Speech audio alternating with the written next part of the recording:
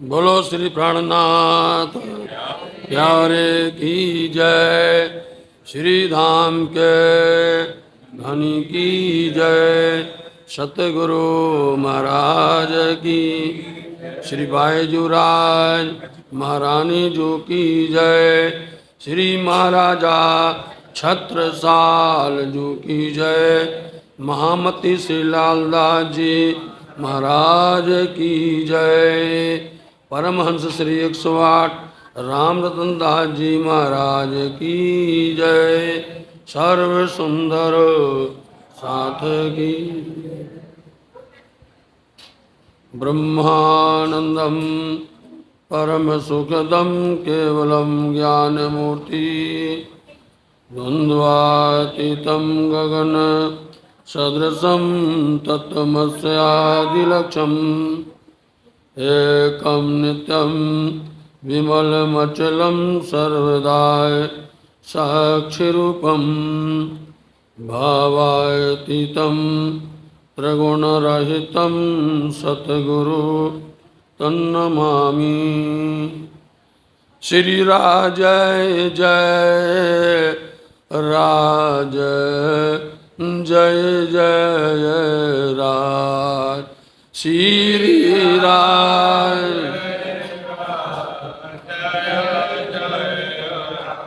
श्री श्याम जय श्याम जय जय श्याम। श्री श्याम जय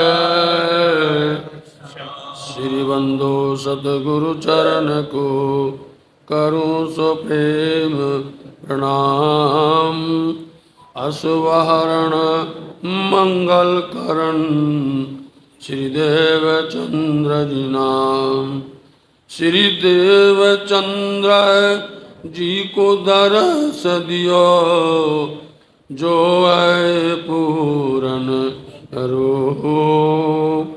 तारतम्य को तत्व कहो हृदय बैठ स्वरूप। तुम स्वरूप तुम मैं स्वरूप तुम ही स्वरूप के संग।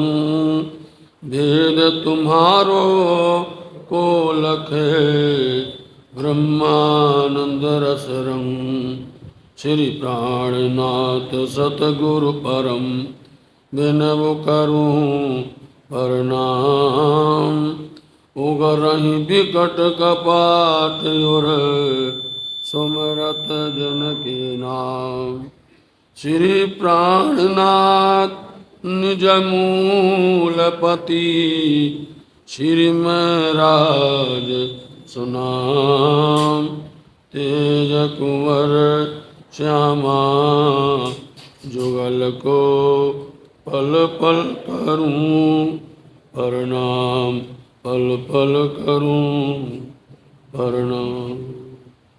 बोलो श्री प्राणनाथ प्यारे की जय।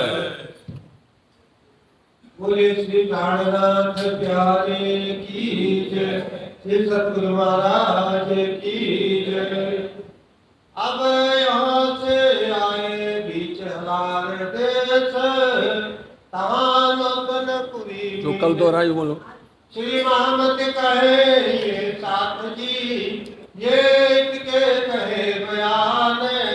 श्री देवचंद्र जी के स्वरूप की नेक कही पहचान नेक कही पहचान।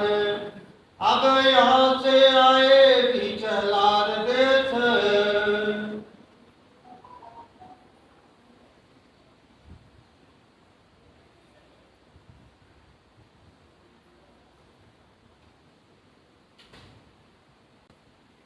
प्रणाम। फरमाइए पुजारी महाराज। फरमाइए सुंदर साथ जी। हलार देश है अब यहाँ से ही आए।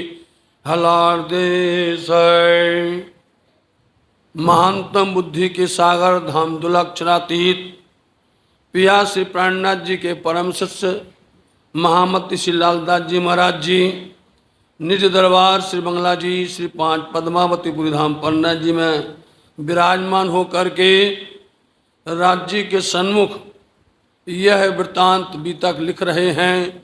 चरण है सो आय सही, पाछले कारण वाणी कही।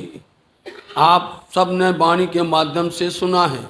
स्वयं श्री जी साहब जी पिया प्राणनाथ जी कहते हैं कि जो सुंदर सास चरण में थे उन्होंने तो साक्षात दर्शन पाया, सेवा की, वंदगी की, हर तरह से राज्य को उन्होंने रिझाया है। परंतु जो बाद में आएंगे उन सुंदर साथ के वास्ते वाणी कह रहे हैं, उसको सुन समझ करके वो अपनी आत्म को जगाएंगे।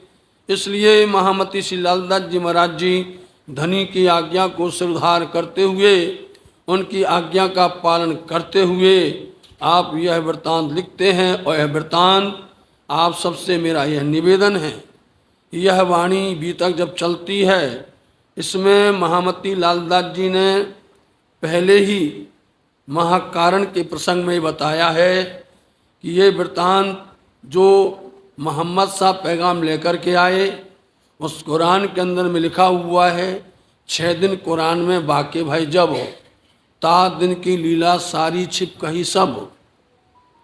उसमें पहला दिन ब्रज का बोला, दूसरा दिन रास का, तीसरा दिन बरारब का।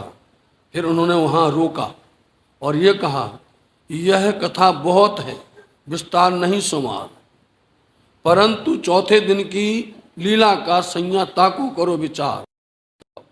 यह वृत्तांत अभी तक ऐसा नहीं कि को नहीं आता हो, किसी को ब्रज की लीला का आनंद आता, हर किसी को रास की लीला का आनंद आता है, समझने सुनने वाले को बरा भी आनंद आता है। महामती के अंदर में धनी क्या कहते हैं, ये 3 दिन को रोक करके आगे बढ़ते हैं चौथे दिन की लीला पर। और यदि हम इसको, इस बात को झुठला देवें, इस बात को ढांक देवें और फिर सिर्फ पूरी बीतक वाणी को लेकर के हम 2 लीला में बैठ जावें, तो फिर बीतक क्या होने वाली है।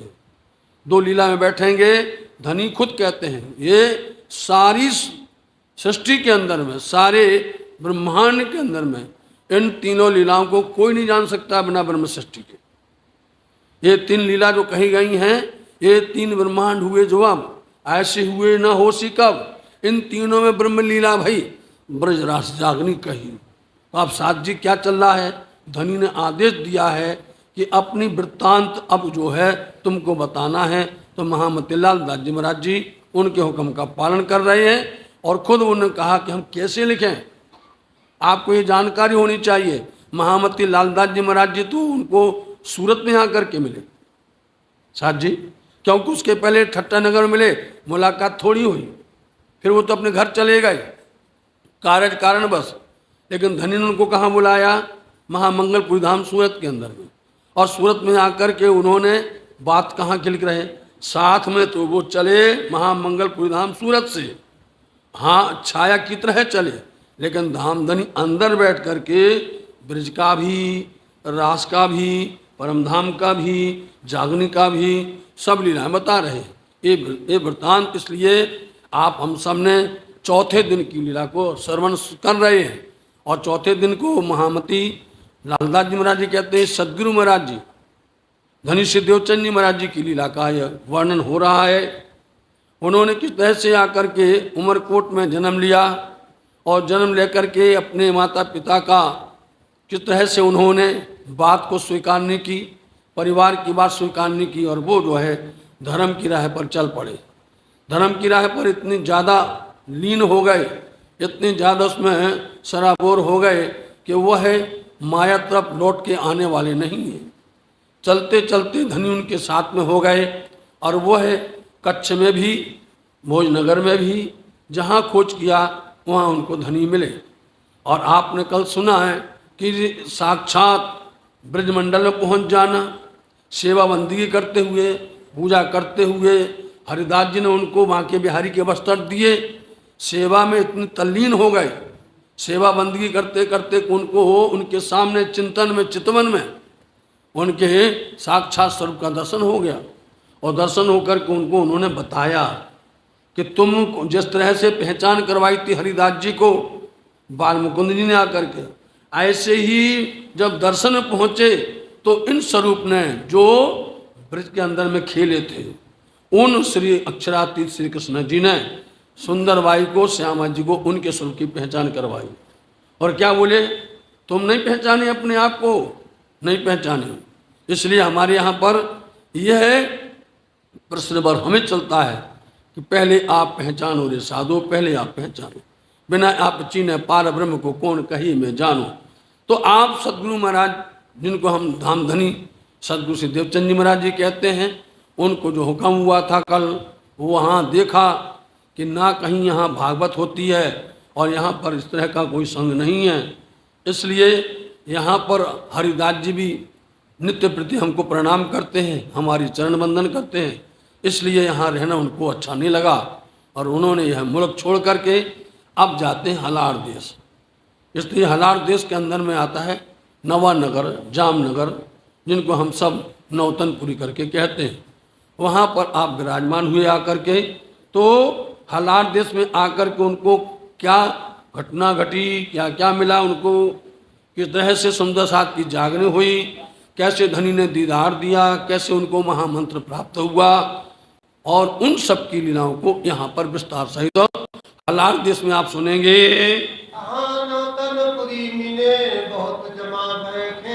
कहाँ नौतनपुरी, महामती लालदास जी महाराज जी लिख रहे हैं नौतनपुरी। इसके पहले जब तक सदगुरु धनी श्री देवचंद जी अथवा महामती श्री प्राणनाथ जी यहाँ नवानगर में नहीं आए थे, तब तक उसको नौतनपुरी नहीं कहा गया।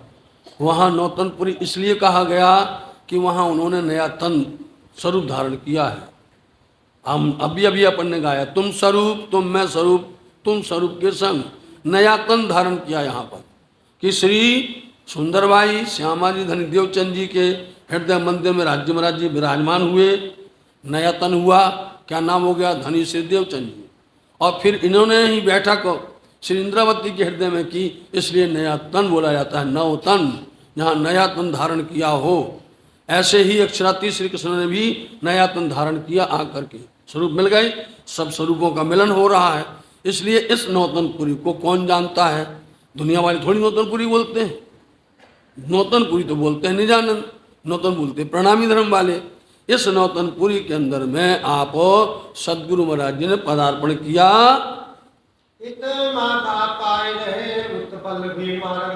यहाँ पर माता पिता, पूज्य माता पिता दोनों आ गए, क्योंकि अब एक ही संतान है।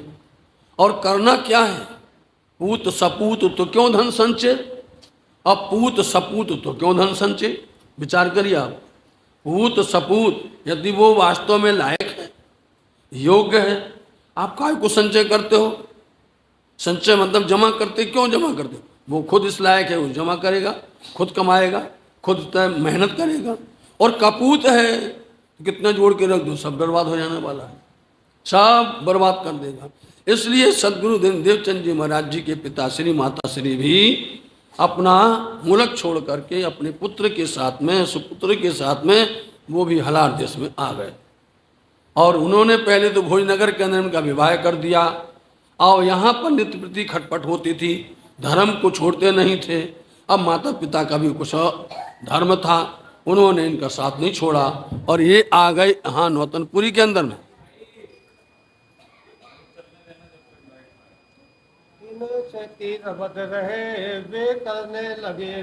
आप हलार देश के अंदर में आए, नौतनपुरी जिसको कहते हैं। यहाँ पर वल्लभी संप्रदाय, राधा वल्लभी संप्रदाय, इन लोगों का बोलबाला था।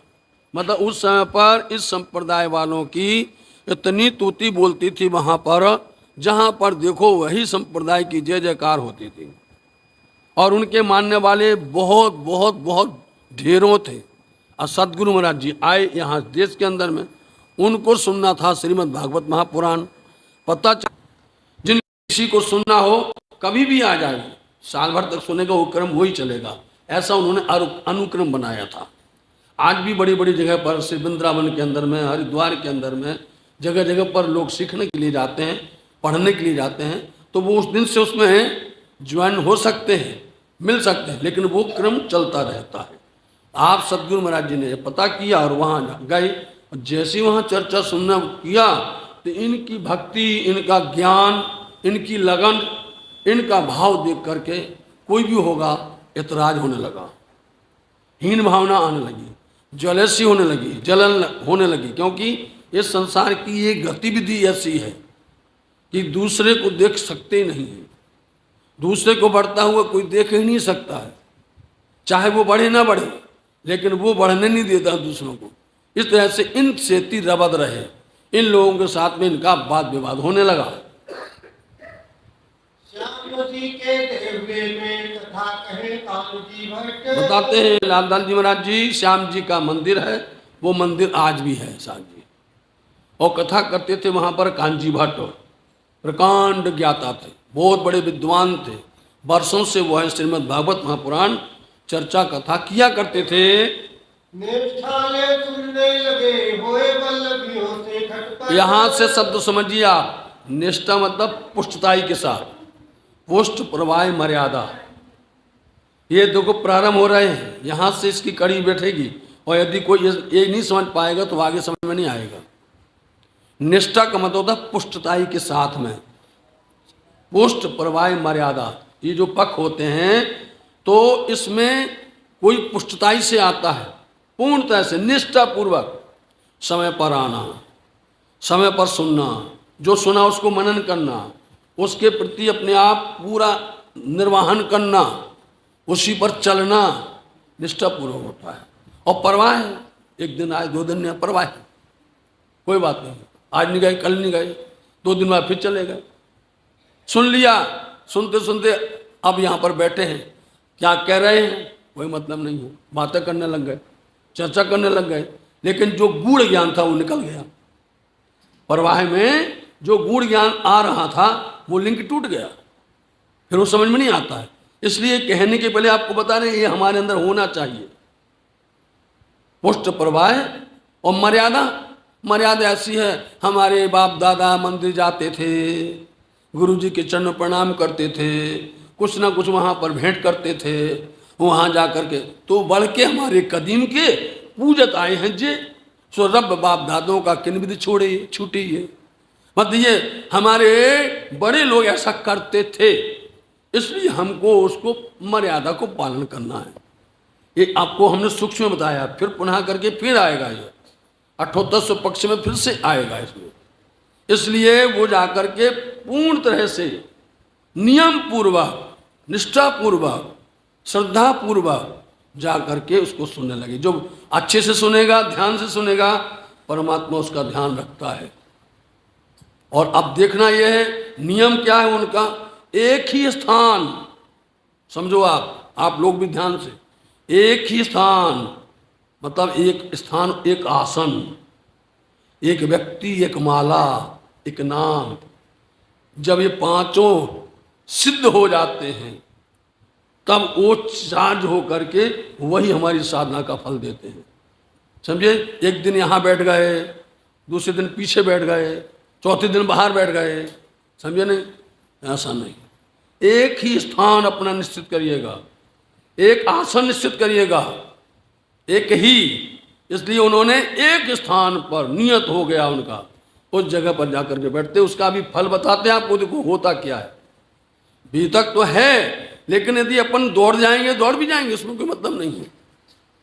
आकर के उन्होंने ऐसा नियम बनाया, पुष्टताई के साथ में, नियम के साथ में उन्होंने अपने आप से वहाँ सुनने के लिए जाने लगे। जब ऐसा नियम देखा तो रोज पहले से आ रहे थे लोग बाग, उन्होंने कहा ये तो यार हमारे हमसे आगे हो जाएगा। अंदर में खटपट होने लगी, हमसे आगे हो जाएगा। अब वो गरीब है, समझिए आप, गरीब किसको बोलते हैं? गरीब उसको बोलते हैं जो परमात्मा की राह पर चलता है, दुनिया को त्याग देता है, वो फकीर है, यतीम बोला जाता है उनको। इसलिए वह तो इस भाव में आए थे और वो लोग खटपट करने लग गए। जलपान को तब करे जब आहार देवे। बनाया, ये नियम बनाना चाहिए, ये बीतक नहीं, हमें नियम बनाने के लिए बता रहे हैं। हमें ऐसा चलना चाहिए जब तक राज्य से बात ना कर लो, समझे, जब तक राज्य से बात ना कर लो, किसी से दुनिया से बात नहीं करना है, करना ही नहीं है बात।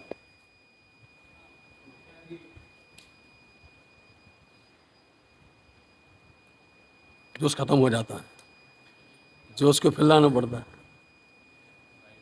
उमंग खत्म हो जाता है।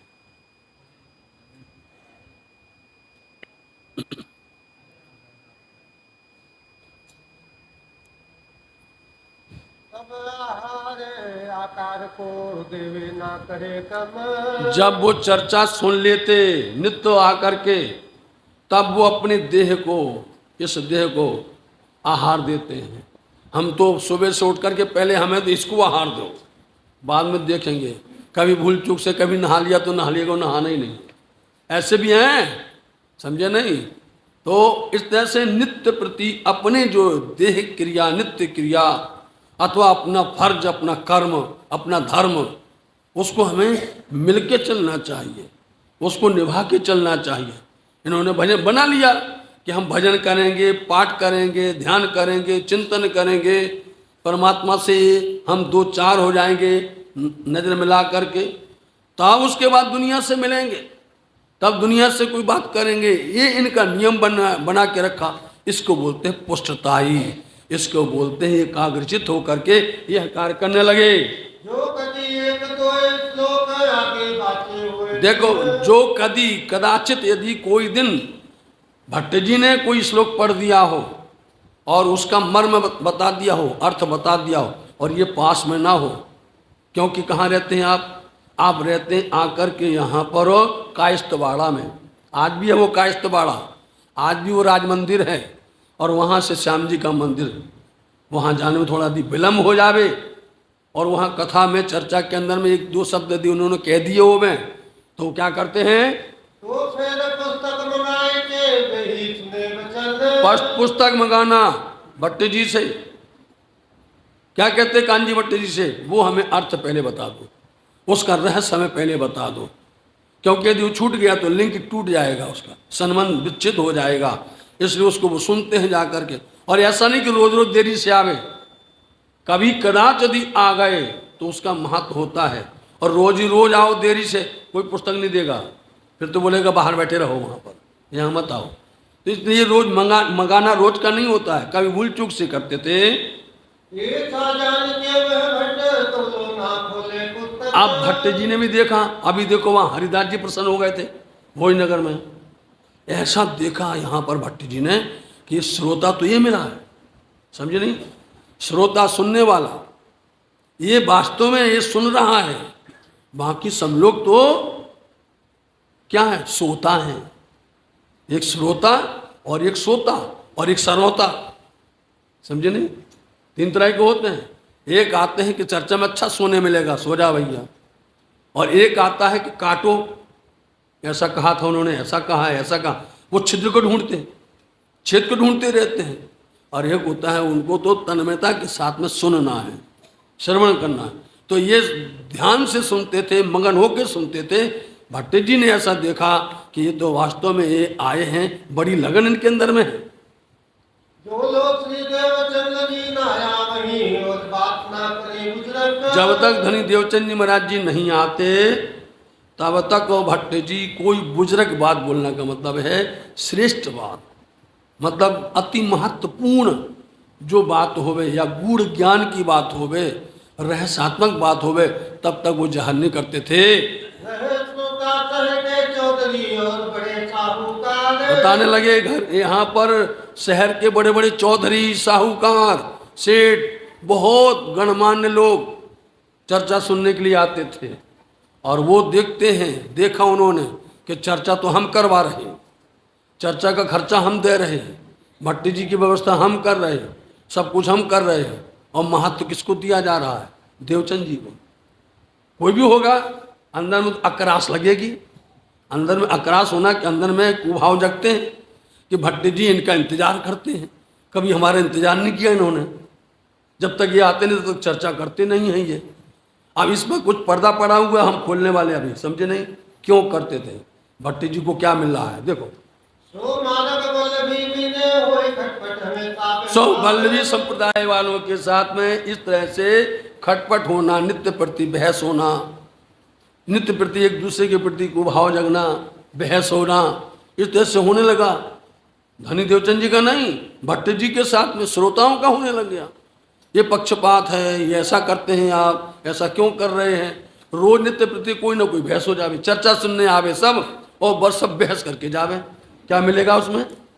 आए चर्चा सुनने और बहस करके गए, वो खास करके उन भट्ट जी से जो वक्ता है उनसे करके गए। एक दिवस भट्ट को पूछिया तुम्हारा क्या विचार? देखा भाई, अब इनसे रहा नहीं गया, शहर के चौधरियों से रहा नहीं गया, सेठ साहूकारों से पकड़ लिया एकदम। आज बताओ भट्ट जी क्या बात है, इनसे कुछ रोजगार है?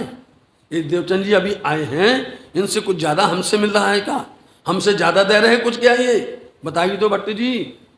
जब लग ये नहीं आवत तो लो करो नहीं उचारे। जब तक ये नहीं आते आप बैठे रहते हो, उच्चारण नहीं करते हो, बोलते नहीं हो, कथा सुनाते ही नहीं हो। तब कान्जी भट्ट ने मुझे न काहू की आस। कान्जी भट्ट कहने लगे, मैं किसी की आशा, उम्मीद, चाहना, लालच की वजह से चर्चा नहीं करता हूँ। मैं आगे बातचीत श्याम जी के सुने थे। हम तो श्याम जी के चरण में बैठ के, उनके सामने बैठ कर के यह बात कहते हैं, लेकिन हमने देखा यह है कि सुनने वाला देवचंद है। मोहे प्राप्त कहिए तो तुम सो होए क्या?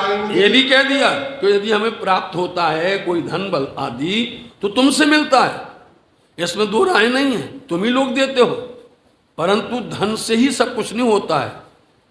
जो वक्ता है, वक्ता को आनंद तभी आता है कि श्रोता सुने। याद कर लीजिए, कितना भी कुछ हो जाए, यदि सुनने वाले वक्ता की बात को सुनते हैं, सबसे बड़ा खजाना उसका यही होता है। बहुत आनंद आता है सुनाने पर, लेकिन ये हर किसी के दिल की भाव नहीं होता है, समझे नहीं? हर किसी के दिल के अंदर भावना नहीं होती है। जितना अच्छा लगता है सुनाने में, क्योंकि उन परमात्मा की बात एक ने सुनी, दो ने सुनी, 10 ने सुनी, 100 ने सुनी, 1000 ने सुनी, तो हमें उनका कितना आशीर्वाद मिलेगा। तो हमारी बात को तुमने इन तक पहुंचा दिया है, समझो आप, हमारे पैगाम को, हमारे संदेश को इतनी दूर तक पहुंचा दिया, इतनी जन जन तक पहुंचा दिया है। ये एक माध्यम है धनी का, परमात्मा के माध्यम होता है, और उसको वो बल देते हैं। अपने बस की बात कुछ भी नहीं होती है, उनको बुलाते हैं, चरणों में घिस घिस करके उनको प्रणाम करते हैं, कुछ भी नहीं होता है। इसलिए उन्होंने कहा कि हम तो सुनाते उनको हैं और सुनने वाले एक यहाँ पर कौन है? तुम कहो मैं पूछत आगे पीछे। पर ये बताओ, तुमने आक्षेप लगा दिया इसलिए, परंतु तुमने कभी आज तक पूछा है श्लोक के बारे में, ग्रंथ के बारे में, अध्याय के बारे में, स्कंद के बारे में, या कोई तत्व की बात कही हो, तुमने कभी पूछा है कि इस तरह से रासमंडल कैसे हुआ, ब्रज कैसे रचा गया, या किस तरह से अकेला ग्रंथ भागवत के अंदर में ये नहीं है, उसमें और भी 9 स्कंद है पहले, और 9 स्कंद के अंदर में ज्ञान भक्ति वैराग्य की बात तुमने पूछी है, समझी है? ज्ञान कौन है, वैराग कौन है, भक्ति क्या है? इस तरह से संसार के अंदर में इनका आगमन क्यों हुआ, यहाँ बताना है कि हर किसी को ज्ञान हो जाए, हर किसी के अंदर भक्ति आ जाए, समझे नहीं? और भक्ति आने पर वैराग आना चाहिए। यदि वैराग के बिना यदि भक्ति करोगे, नहीं मिलने वाला कुछ। वैराग का मतलब ये नहीं कि जल में नहाइए, कोरे रहिए, माया में रहें, परंतु उसमें लिप्त ना हो जाए। माया से कोई भगाता छुड़ाता कोई नहीं है। हर किसी को लगता है ये चर्चा में गए, ये वहाँ भागवत में गए, ये सत्संग में गए, कहीं ऐसा नहीं कि हमारा बच्चा बैरागी बन जाए, है? काहे को होगा? इसलिए तुमने कभी पूछा तो है ही नहीं है, लेकिन इन्होंने तो हमसे पूछा है। मैं एक श्लोक आगे कहो तो मेरे पास ना हो। मैं यदि कोई एक श्लोक आगे कह जाता हूँ, और यदि देवचंद जी पास में नहीं है तो ये घर पहुंच जाते हैं। बोलो, वो घरों जाए फिर पूछत पुस्तक छुड़ावत सोए। घर में जाते हैं, जब तक वो उसका अर्थ नहीं सुन लेते हैं, पुस्तक ले लेते हैं, हमें बता दीजिए। इस तरह से आस्था लेकर के, भाव लेकर के वो हमसे पूछते हैं। इस वास्ते इन्हें आए थे मैं करत उच्चार। इसलिए इनके आने से मैं उच्चारण करता हूँ, और हमारा कोई स्वार्थ नहीं है। उन्होंने खुलासा कर दिया, उन्होंने जो पर्दा पड़ा था उस पर्दा को खोल दिया। अब आपको एक पर्दा और खोलते हैं, जो पर्दा बातूनी पड़ा हुआ है। बातूनी पर्दा ये है कि सदगुरु देवचंद जी महाराज जी जिस दिन से वहाँ पर आए, भट्ट जी को उनका दर्शन करने से जो कुछ मिल रहा था, क्यों? श्यामा जी हैं वो, उन्होंने आए, आकर के जिस स्थान पर बैठे उस स्थान से एक नूर निकलता था, एक प्रकाश निकलता था, किसी को नहीं दिखता वो प्रकाश, वो तेज निकल करके और भट्ट जी के पास में जाता था, और भट्ट जी फिर उससे क्या होते, लाभान्वित होते थे, गदगद होते थे, उसी को रिप्लेसन करके वो वापस करते थे, सबको परसते थे।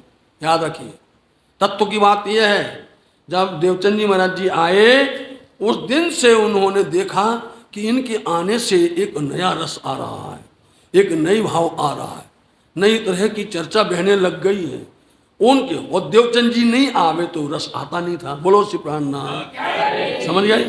देवचंद जी महाराज जी नहीं आवे तो रस आ ही नहीं रहा था, समझे? अरे सुनो बात तो वो, इसलिए देवचंद जी महाराज जी आवे, फिर देखो आप इसको और घटाते हैं। जैसे आपने देखा होगा टीवी पर समाचार पढ़ने वाले समाचार पढ़ रहे हैं, उन आपको लगता है कि वो आपकी तरफ देख रहे हैं, आपकी तरफ नहीं देखते हो। उनके सामने स्क्रिप्ट लिखी होती है, सामने जहाँ पर कैमरा चलता है स्क्रिप्ट लिखी होती है, उस स्क्रिप्ट को वो पढ़ते हैं, वो पढ़ करके आपको सुनाते हैं। ऐसे ही स्क्रिप्ट सिद्धेवचंद जी महाराज जी के मुखारबिंद पर लिखी हुई है, उसको पढ़ करके भट्ट जी वो चर्चा सुनाते हैं। बोलो श्री प्राणनाथ, वो सुनाते हैं। इसलिए वो जिस दिन वो नहीं आते, वो स्क्रिप्ट नहीं मिलती उनको वो वचन नहीं मिलते हैं, वो सुनने, उनको वो आनंद आ रहा था। धनी देवचंद जी का इंतजार क्यों करते वो, विचार करो आप। देवचंद जी महाराज का इंतजार वो इसीलिए कर रहे हैं कि वो आ जाएं, वो रस मिले।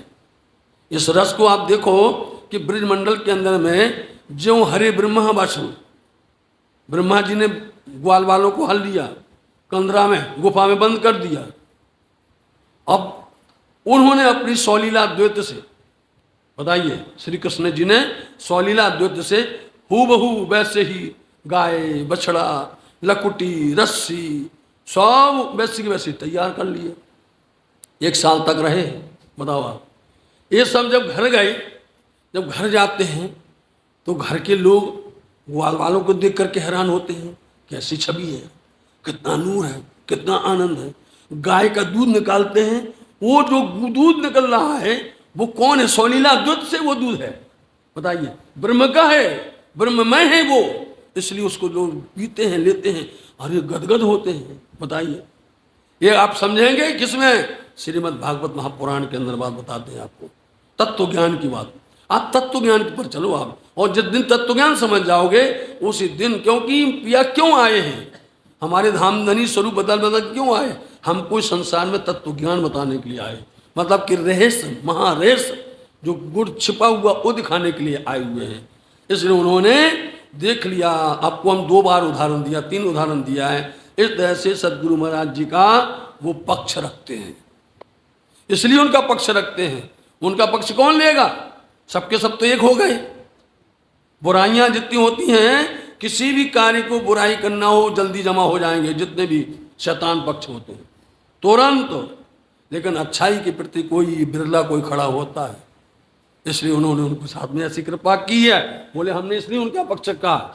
मैं काहू की आशा ना करो मेरे को किसी की आशा उम्मीद नहीं है, मैं किसी से लालच नहीं करता हूँ। मेरे को कोई प्रकार का अपना व्यवहार या व्यापार नहीं चलाना, दुकान नहीं खोलना है। इतना चाहिए, पेट माफक चाहिए, इतना हम करते हैं। तब सबही मूंगे भय रहे, बोलत नाही कोई। आप सबके सब चुप हो गए। इतना जबरदस्त पक्ष रखा, बताइए आप, भट्ट जी ने। सब मूंगे हो गए, चुप हो गए, शांत हो गए, सब अपने आंख नीची कर ली, शर्मसार हो गए। अरे तो उनका पक्ष ले रहे हैं, उनकी बातें कर रहे हैं, अपना कहने का कोई मतलब ही नहीं निकला इस तरह से। लेकिन अब अंदर रीस आ गई। जब कोई किसी प्रकार से किसी की बात कट जाती है तो अंदर वो डबल हो जाती है रोष में, रीस गुस्सा के अंदर में। फिर उसमें क्या होता? अब तो बदला लेंगे, अब तो छोड़ेंगे नहीं, अब तो कुछ करके दिखाएंगे। देखिए आप, कथा सुन घरों पीछे फिरे, लोग जो मन में आया देखो, कथा सुन के पीछे तो गए, घर तो गए, लेकिन सबके मन में एक ही है, रीस आ गई, रोष आ गया, गुस्सा आ गया कि भट्ट जी ने उनका पक्ष लेकर के हम लोगों को इस तरह से निरुत्तर कर दिया है। भैया तैयार रहना। देखिए अब सलाह हो रही, तैयार रहना, देखना देवचंद जी कहाँ जाते, कहाँ बैठते, किन से मिलते, क्या है, उनकी गतिविधियों पर नजर रखना सलाह हो गई। छिद्र को ढूंढत रहे बाहर दुष्ट। देखा छिद्र को ढूंढने लग गए कि कोई ना कोई कमी तो होगी, कहीं ना कहीं तो कुछ नुक्स निकलेगा, ढूंढते रहे। मार्ग को पावे नहीं रहे रमत को तैयार। मार्ग, धर्म के मार्ग को प्राप्त नहीं करते, धर्म की राह पर चलते नहीं हैं, उस पर चढ़ने की कोशिश नहीं करते, लेकिन लड़ने के लिए तैयार बैठे हुए हैं। और देवचंद जी को पन रहे ये ना होए द्वादशी को बाप। अब देखिए देवचंद जी महाराज जी का पन था, पन मतलब प्रण प्रतिज्ञा कि द्वादशी के दिन में भागवत नहीं होती है। आज भी यही प्रसंग चलता है, क्योंकि द्वादशी के दिन में वेद व्यास जी का संसार से कूच हो गए थे, पलायन किया था उन्होंने, इसलिए उस दिन वो नहीं होती है साथ जी। तो बारस द्वादशी के दिन, बारस के दिन में भागवत नहीं होवे तो देवचंद जी महाराज जी अपने इस देह को कुछ नहीं देते थे, उपवास करते थे, खाते नहीं थे, भोजन प्रसाद नहीं लेते थे। और दुनिया वाले जो क्या करते थे, वो बारस को तो बड़े प्यार से भोजन करते थे। लेकिन जो एकादशी है, बोलो, सात दिन आप उपवास करे आज आहार ना पायो आप। क्योंकि बारस के दिन में जब चर्चा नहीं होती है, कथा नहीं होती है, आत्म ने आहार नहीं पाया, इसलिए उन्होंने अपने देह को आहार नहीं दिया। उनका ये मानना था, उनका ये सोच, उनकी ये विचार थी। ये तो भाड़ा आहार का जो कर देहु आकार। क्यों करते हैं? क्योंकि ये भाड़ा, ये बर्तन है, समझे नहीं? इस बर्तन को आप दीजिए, 2 घंटे बाद पुनः खड़ा हो जाएगा, दो फिर दो कुछ, फिर दो कुछ, मतलब इतना जितना देते जाओगे उतना ही ये मांगता रहता है। इसलिए इसको देना कम करो, इसके लिए ऊपर कोई उपाय करना चाहिए, इसको बांधना चाहिए। जिन्होंने गुण अंग इंद्रियों को अपने बस में बांध लिया वही माया में विजय प्राप्त कर सकता है, और जिन्होंने अपने गुण अंग इंद्रियों को छोड़ दिया वो माया में पूर्णतः शिल्पित होकर के हार जाता है। इसलिए सद्गुरु महाराज जी ने अपने गुण अंग इंद्रियों को इस तरह से बांध रखा है कि हम आहार नहीं देंगे जब तक हम चर्चा नहीं सुनेंगे, ये उनका सिद्धांत था। श्री भागवत सुने निष्ठा बंध रहे आही को। फिर आया, इसलिए वो निष्ठा पूर्वक पुष्टताई के साथ में नियम पूर्वक अपने समय अनुसार भागवत कथा सुनते हैं। आए तो इतने के लिए थे, मुलक क्यों छोड़ा था? इसलिए छोड़ा था, धनी ने उपदेश दिया था, आदेश दिया था कि तुम सुनो, तो आए। इसलिए ये भागवत सुनने का इनका पूरा प्रण चल रहा है। ये बात उन लोगों ने सुनी अपने कान। सुन लिया, उनके गुप्तचर सब जगह फैले हुए थे। देखना देवचंद जी क्या कर रहे हैं। मिल गया उनको एक छिद्र मिल गया, एक कहीं ना कहीं से उन लोगों ने पता चला, अरे देवचंद जी महाराज बारस को तो उपास करते हैं, एकादशी के दिन में वो भोजन प्राप्त करते हैं। ये सुन लिया, बस क्या है, थोड़ा सा मिल जाए तो आग बबूला हो गए, दौड़ पड़े सबके सब। ये आहार एकादशी को करे बारस उपवास रह जाए। ये आहार लेते हैं द्वादशी के दिन में, द्वादशी को व्रत करते हैं, एकादशी को आप जो है ऐसा कर रहे हैं, भोजन लेते हैं। ये निंदा लेके करने लगे विचार। और जिस दिन आप देख लीजिए, जिस दिन निंदा प्रस्ताव रखा जाता है तो आज संसद गवाह है, संसद गवाह है। निंदा प्रस्ताव रखना हो, विपक्ष सब टूट पड़ेगा, पूरा का पूरा इकट्ठा हो जाएगा। ऐसे चाहे वो लड़ते रहें, लेकिन जहां निंदा प्रस्ताव आ जाए, खास करके सरकार के प्रति आ जाए, तो सब जमा हो जाएंगे।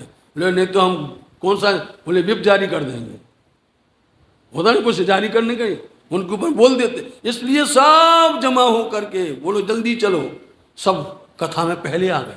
और देवचंद जी महाराज जी देर से आए, क्योंकि निंदा करना है, जल्दी चलो। और निंदा न करना हो बाद में पहुंच जाएंगे, कब? जब प्रसाद बटेगा, जब प्रसाद बटे तब पहुंच जाएंगे। मिल गया दाव, मौका, दाव हमारा अब मौका मिल गया, हम नहीं छोड़ेंगे। बड़ा पक्ष करते थे भट्ट जी, चलो मिल करके चलते हैं भट्ट जी के पास में। आए सभा में मिलकर पूछी काजी भट्ट से। सब लोग मिलकर के आए, भट्ट जी से प्रश्न किया, क्या कहते हैं? ऐसा उपदेश तुम दिया जो प्रसाद ले एकादशी। ऐसा उपदेश, ऐसा ज्ञान, ऐसा आपने दिया हुआ है। एकादशी के दिन में भाई ये तो प्रसाद लेते हैं, और बारस को आप जो उपास करते हैं, करे बारस को उपवासियों को 700 बताइए। हमें तो बता दो, हमें देखना अभी तक तो आ रहा है। आपने इनको ऐसा कैसा ज्ञान दिया है, कौन शास्त्र में लिखा हुआ है कि बारस के दिन में उपवास करो, एकादशी के दिन में भोजन प्रसाद करो? ये कौन शास्त्र में लिखा है? हमें तो आपने बताया नहीं कभी। कभी ये बताया होता तो साथ जी, जो भागवत में जैसे हमने आज सुबह कहा है वाणी के माध्यम से कि ये चर्चा कब किस वक्त में संदर्भ में बदल जाती है, प्रसंग में बदल जाती है। बिना संदर्भ के कभी भी चर्चा का रूप खड़ा होता नहीं है। इसलिए संदर्भ देखना है, प्रसंग देखना है। भागवत में आया हुआ है और वो हम आपको बता रहे हैं कैसे करके उनका कि ये भागवत इस तरह से हमको सुनाई आपने, और हमें तो आपने एकादशी को व्रत के लिए बोला है, और वो एकादशी को उनको प्रसाद के लिए बोला है, और द्वादशी को व्रत पालन करते हैं। ऐसा कहाँ लिखा हुआ है? यो देवचंद जी करते हैं तो हमको बहुत समझाए। ये देवचंद जी करते हैं, आपके प्यारे शिष्य लाडले शिष्य जो हैं ऐसा करते हैं। ऐसा कहाँ समझा दिया है आपने? तब कान जी भट्ट ने इन बात को दिया उत्तर। भट्ट जी भी हैरान हो गए, भट्ट जी भी सोचने लग गए ये क्या बात है। फिर भी उन्होंने, जो लायक शिष्य होता है उसका पक्ष रखना ही पड़ता है, फिर भी उन्होंने कहा ऐसा देवचंद जी करते हैं, चलो पूछते हैं, आने दो उनको सभा में। जो वे करे सोच समझ के फिर पूछ के देव मुखबा दे। देखा, उनको तो उन्होंने ये बोल दिया जो कुछ वो करते वो समझ के करते होंगे, समझे? और फिर वो आ रहे हैं, उनसे पूछ करके जवाब देंगे तुमको।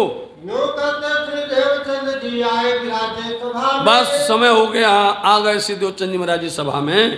कान जी भट्टे पूछिया यो श्री देवचंद जी से। देवचंद जी महाराज जी से कानजी भट्ट ने प्रश्न किया, देवचंद ये क्या कर रहे हो? ये सब तुम्हारी निंदा लेकर के आए हैं। करत बारस को उपवास एकादशी को करता। क्या है, आप बारस के दिन उपवास करते हो, एकादशी को हाल लेते हो? भट्ट जी कहने लगे मैं तो यह मानी नहीं देवचंद जी करना। मैंने विश्वास नहीं किया इनकी बात पर कि देवचंद जी ऐसा करते होंगे। जब देवचंद जी आएंगे तब पूछ के बताएंगे, तो बताओ इनको, जवाब दीजिए। तब श्री देवचंद जी उत्तर दिया यही बात हम करते हैं। हम तो इसी तरह से करते हैं जैसा इन्होंने कहा है, झूठ वाली बात नहीं है। हम द्वादशी के दिन में वास्तव में उपवास करते हैं, एकादशी को हम जो है आहार लेते हैं। इन्होंने जो कुछ सुना है बिल्कुल सही है, ये बात इनकी हकीकत है। तब सबों ने कहिया अर्थ कहो हम समझत नहीं। अरे सब के सब एकदम अकड़ गए, अर्थ बताओ, इसका बताओ क्या भेद है, ऐसा तुम क्यों करते हो? इस तरह से एक के अंदर में अनेकता की बातें क्यों हो रही हैं? पर इतना हम समझते हैं जो श्री भागवत देखो, अब वो लोग तर्क कर रहे हैं, अभी वो तर्क कर रहे हैं। हम इतना समझते हैं कि भागवत एक दरखत महान वृक्ष है, उस वृक्ष की एक डाल को कोई बिरला पहुंचता है, ऐसा उन्होंने कहा। मत तर्क कर दिया देवचंद जी को कि ये भागवत वृक्ष है, उसकी एक डाल, डाल मतलब कोई एक अध्याय, एक स्कंध, उसके तत्व ज्ञान को, उसके अर्थ को, उसके रहस्य को कोई बिरला समझ पाता है। परंतु तुम तो ताकि एक डाल को कोई बिरला पहुंचे। एक डाल को, भाई साथ जी, आज भी श्रीमद् भागवत महापुराण के रहस्य को समझना बड़ा मुश्किल है। पढ़ने में सरल लगता है, ये बीता महामती लालदास जी महाराज पढ़ने में सरल लगती है, बहुत सरल, कि ये तो कथा है, ये तो कहानी है, समझे नहीं, कोई उपन्यास है, ऐसा नहीं है। जब उसके अंदर में जाओ और उसको जब मनन करोगे, गहराई में जाओगे, तब उसका रस समझ में आता है। ऐसे तो सब बात कर देते हैं। तो बोले इस बिरला, कोई बिरला इस रहस्य को समझ पाता है। और तुम पात पात की रंग में, परंतु तुम तो पात पात मतलब कि श्रीमद् भागवत महापुराण के उन श्लोकों के एक एक एक एक कंडिका के अंदर में, एक एक चरण चरण के अंदर में, तुम एक एक शब्द में तुम फिर वाले हो। मतलब तुम्हें उसका सब रस पता है, उसकी सारी बातें तुमको गुण ज्ञान सब पता है। उनका कहने का तात्पर्य ये था, ये तर्क कर रहे थे, उनको उस तरह से उनके ऊपर में हंसी कर रहे थे। कहाँ तुम सब में फिर वाले। बहुत अच्छी बात है, तुम तो सब में फिर वाले हो। एक एक श्लोक श्लोक के अंदर में, एक एक शब्द शब्द के अंदर में, इसलिए तुम उसमें नस नस के अंदर में तुम समाये हुए हो। ऐसा सब लोग, क्योंकि एक थोड़ी बोलता है, फिर दूसरा बोलता है, फिर तीसरा बोलता है, फिर चौथा बोलता है। जब निंदा मिलती है तो लोग बाग एक साथ मिलकर के बोला करते हैं। तो तुम तो पात पात में मिलने हो, तुम तो सब में समाये हो। अरे भागवत ही तुम्हारे अंदर समाई हुई है, लो और मिलो। यहाँ तक तर्क कर दिया। ये तो तुम कहते हो शास्त्रों के वचन, ये सब तुम शास्त्रों के वचन तुम इस तरह से कह रहे हो। कौन कह रहे हैं? ये सब जो निंदा कर रहे हैं, ये शास्त्रों की आज साक्षियां बता रहे हैं, शास्त्रों की बातें आज तुम कर रहे हो। आपको सच जान के लेते समझाए मन, लेकिन हम तो सच्चा मान करके अपने मन को समझा लेते हैं। अब श्री देवचंद्र जी ने कहा हम लिया ये शापन। देखो भाई, हमने ये प्रण लिया है, मेरी ये प्रतिज्ञा है, मैंने ये भाव मेरा है। सुनिए भट्ट जी, इनको सबको जवाब दे दीजिए, मेरी क्या, हमने कौन सी धारणा रखी हुई है? हे भागवत आहार आतन को जो लोग सुनने, ये भागवत, देखिए आप कितनी सुंदर बात कही है। ये भागवत आत्म का आहार है, समझे नहीं? ये आहार आत्म का है, और जब तक ये आत्म का आहार जब नहीं मिलता है, हम देह को आहार नहीं देते हैं। सो भागवत द्वादशी को तुम नहीं वाचक, आप द्वादशी 12 के दिन में भागवत नहीं करते हैं, इसलिए हम उस दिन प्रसाद नहीं लेते हैं। मैं तब आकार को आहार न देवत, अपने आकार देह शरीर को हम आहार नहीं देते हैं। और एकादशी को लेत प्रसाद ताको भेद इतना जानते हैं, एकादशी के दिन में आप जो हैं बहुत अच्छे से चर्चा सुनाते हैं, आत्म को आहार मिल जाता है, हम बड़े प्यार के साथ में अपने देह को आहार देते हैं। इतना हम जानते हैं, सबके सब देखते रह गए। मतलब तुम सिर्फ सुनते भर थे, लेकिन श्री देवचंद महाराज सुनते भी हैं, अमल में भी लाते हैं, उस पर चलते भी हैं। तो साथ जी धनदेव, इसमें नहीं लिखा है, बता रहे हैं कि देखो देवचंद महाराज जी की बात को उन्होंने क्या कहा, आपने जब ये ज्ञान दिया, आपने जब ये बात बताई एकादशी की, और इन्होंने सुनी नहीं, हमने सुन ली। आपने कथा तो की है और लिखा भी है श्रीमद् भागवत महापुराण के अंदर में कि एकादशी हाथ उठा करके नारद जी से बोलती है। प्रसंग है साथ जी भागवत का, नारद जी से एकादशी जी हाथ उठा के संकल्प करती है, कहती है मैं एकादशी, मैं एकादशी परमात्मा भगवान के एक दाना प्रसाद, देखिए आप, एक दाना प्रसाद के मैं करोड़ों एकादशी उसके बराबरी नहीं आ सकती। बोलो आप, एक परमात्मा का प्रसाद मिल जावे, उनका भोग का प्रसाद एक दाना मिल जावे, मैं करोड़ों एकादशी उस प्रसाद के, इसलिए अपने क्या बोलते महाप्रसाद, रोज बोलते महाप्रसाद को पाए के चरणामत को ले। महाप्रसाद की महिमा बड़ी अपरंपार है। करोड़ों एकादशी उस प्रसाद के पीछे फीकी हैं, कोई महत्व नहीं उसका, कोई उसका अस्तित्व नहीं है। एकादशी खुद बोल रही है नारद जी से, हमने सुना, आपने सुना है, मैंने सुना, इन्होंने नहीं सुना, इन्होंने नहीं सुना, मैंने सुना है। देखिए आप, हाँ लिखा तो है, बात तो सही है। इसलिए अब सबके सब शर्मसार हो गए, शर्मसार इस तरह से हो गए, कुछ जवाब ही नहीं आया उनके पास में। सुन लीजिए, कोट एकादशी, एक नहीं करोड़ों एकादशी का व्रत एक दाना प्रसाद के तुल्य में नहीं आती हैं। अब बताइए साथ जी, ये है निजानंद के अंदर में, ये है प्रणामी के अंदर में, ये रहस्य छिपा हुआ है। इसलिए हमारे यहाँ पर कोई भी एकादशी नहीं होती, आज भी नहीं होती है एकादशी, समझे? इसलिए साथ जी करोड़ कोट कोट एकादशी और उस प्रसाद के तुल्य नहीं है। श्री पार ब्रह्म लीला रस का ये जो ग्रंथ श्री भागवत, ये पार ब्रह्म लीला रस है, ये ऐसा साधारण ग्रंथ नहीं है। ये पार ब्रह्म लीला, इसके अंदर पार ब्रह्म की लीला छिपी हुई है।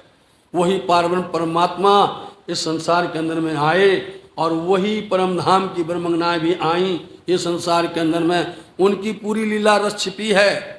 इसमें हम सब पढ़ते हैं, समझते हैं, सुनते हैं, लेकिन वो पार ब्रह्म लीला रस को प्राप्त करना सबके बस की बात नहीं है। उस पार्वन लीला रस को प्राप्त करती हैं तो ब्रह्म अंगनाएं, ब्रह्म सृष्टि, मोमिन सुंदर साथ कईयों बार, कितनी बार देखिए देवचंद महाराज। इसलिए उसमें इतना तत्व ज्ञान निकल रहा था, उसमें इतना सार आनंद निकल रहा था। जब भी भट्ट जी चर्चा करते थे, भट्ट जी जब चर्चा करते थे उस वक्त में, जब वो पहले स्कंद से लेकर 9 स्कंद तक चर्चा करते थे, सब के सब सुनते थे, देवचंद जी महाराज जी सुनते थे, सब लोग हंसते थे। लेकिन जब पार्वन लीला रस का 10वें स्कंद के अंदर वर्णन आता था, आंखों से आंसू गिरते थे। समझे? धनी देवचंद जी महाराज जी की आंख से आंसू अबरेल बहते थे। आपको याद होना चाहिए, कल हमने बताया था कि उन्होंने कहा था ये तुम्हारी लीला है। स्वरूप ने दर्शन दिया था, ब्रह्मंडल में घुघरी का प्रसाद दिया था, तुम्हारी। अब उनको याद आ रहा है हमारी लीला है, हमारा स्वरूप वहाँ है। इसलिए वो उनको सुन करके आंख से आंसू गिरते हैं। और लोग वाह कहते हैं, बहुत अच्छा कृष्ण जी ने ये लीला की, अरे बहुत अच्छा किया, उन्होंने कालिया दा है इसलिए उन्होंने काल नाग को भगा दिया, उन्होंने तैसे ही तृणामत को मार दिया, उन्होंने पूतना को मार दिया। लोगों के लिए अट्टहास होता है, लोग जो है इसको अपना आनंद समझते हैं। लेकिन यहाँ पर सिद्धदेवचंद जी महाराज जी के नैनों से आंसू गिरते हैं, गंभीर हो जाते हैं। लेकिन इन्होंने उस बात को सुना नहीं है। सुनने का ये विधि होती है, सदगुरु महाराज जी ने ऐसे प्राप्त किया है। तिनको सुन के सुरत का ये सरकार देखा, तिनको सुनन के, ये पार्वन लीला रस से है श्रीमद् भागवत महापुराण। और इसको सुनकर के लोग क्या कहते हैं, अरे स्वर्ग पहुंच जाएंगे, स्वर्ग का साधन करते हैं। अरे स्वर्ग तो चला जाने वाला है।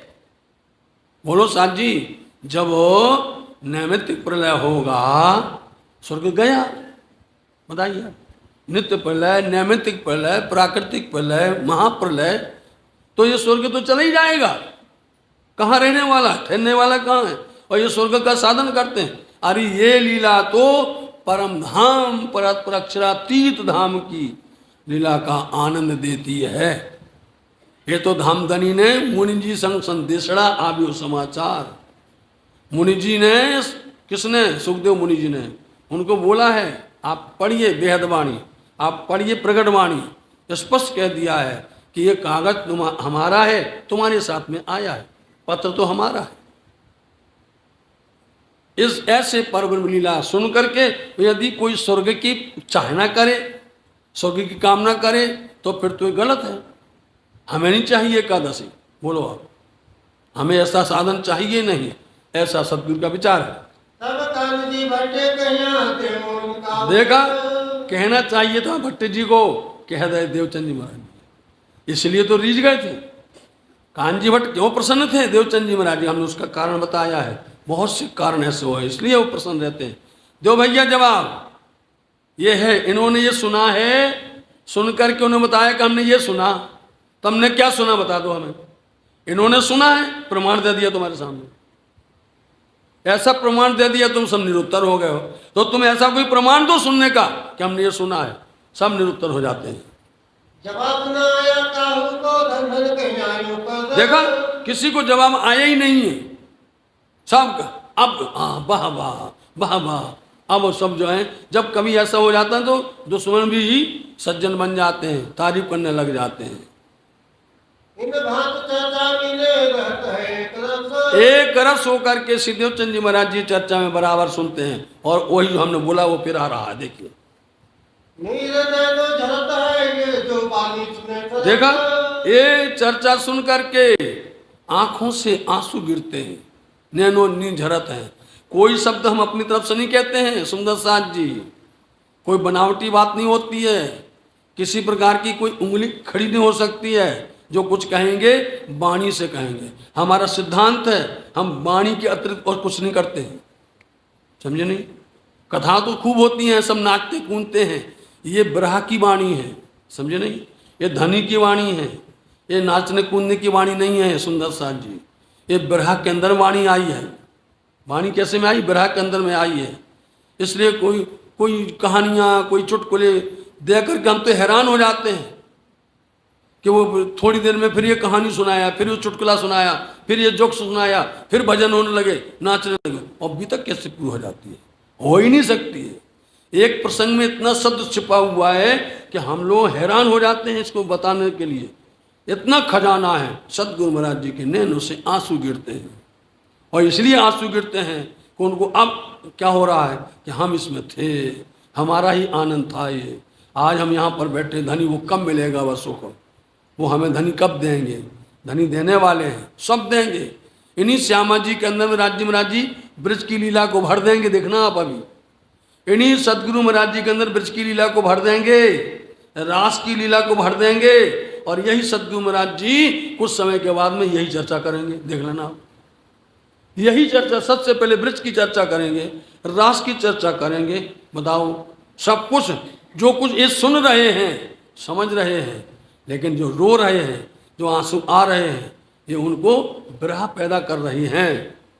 यो 14 वर्ष निष्ठा बन बचल ग्रहे संसार। इतने महामती लालदास जी कहते इस तरह से एक दिन नहीं, बताइए, एक हफ्ता नहीं, एक महीना नहीं, एक साल नहीं, 14 वर्ष तक निष्ठा पूर्वक, नियम पूर्वक सुनना। उन्होंने इस तरह से 14 वर्ष पर्यंत श्रवण किया है। तो आप बताइए, पूरा रस आ गया नहीं आ गया उसका? एक एक रस, क्योंकि श्रीमद् भागवत महापुराण सभी वेदों का सार है, सब वेदों का सार उसके अंदर में, इसलिए वो उन्होंने पूर्ण तरह से प्राप्त कर लिया। अब 14 वर्ष हो रहे हैं, अब कृपा होगी, कसौटी होगी, परीक्षा होगी, परखा जाएगा। इस तरह से अब कसौटी होने वाली है। श्री महामत कहे ये साथ जी, ये नौतनपुरी की हकीकत। इस तरह से अब महामती लालदास जी कहते हैं ये नौतनपुरी धाम की हकीकत बताया। शब्द बोलिए आप, हकीकत, यथार्थता, वास्तविकता, रहस्य नौतनपुरी का ये है। और जो आगे भी कहो भाई, जो भी तकी, और भी इसके आगे अभी और है। श्री नौतनपुरी धाम जामनगर की और भी तक है। अभी तो ये तो अभी शुरू हुई है, आगे की और सुनिएगा। अब कहो श्री देवचंद्र जी की जो बातें मूल बुजुर्ग। बोलो श्री प्राणनाथ मेहर श्री राज की कैसे मैं गाऊं, मेहर श्री राज की कैसे मैं गाऊं, मेहर श्री राज की कैसे मैं गाऊं, मेहर श्री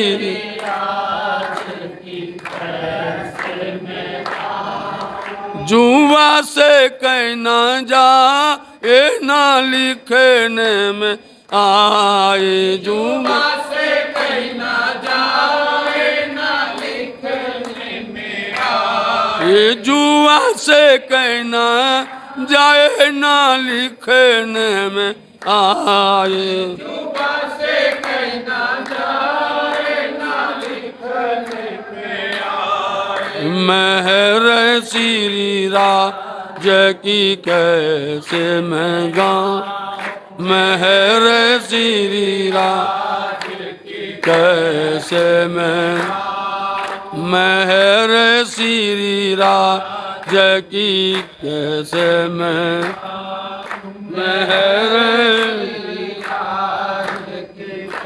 कैसे मैं गाऊं। बोलिए। अब कहो श्री देवचंद्र जी की जो बातें मूल बुजुर्ग। अब कहूँ श्री देवचंद जी की जो बातें मूल बुजुर्ग।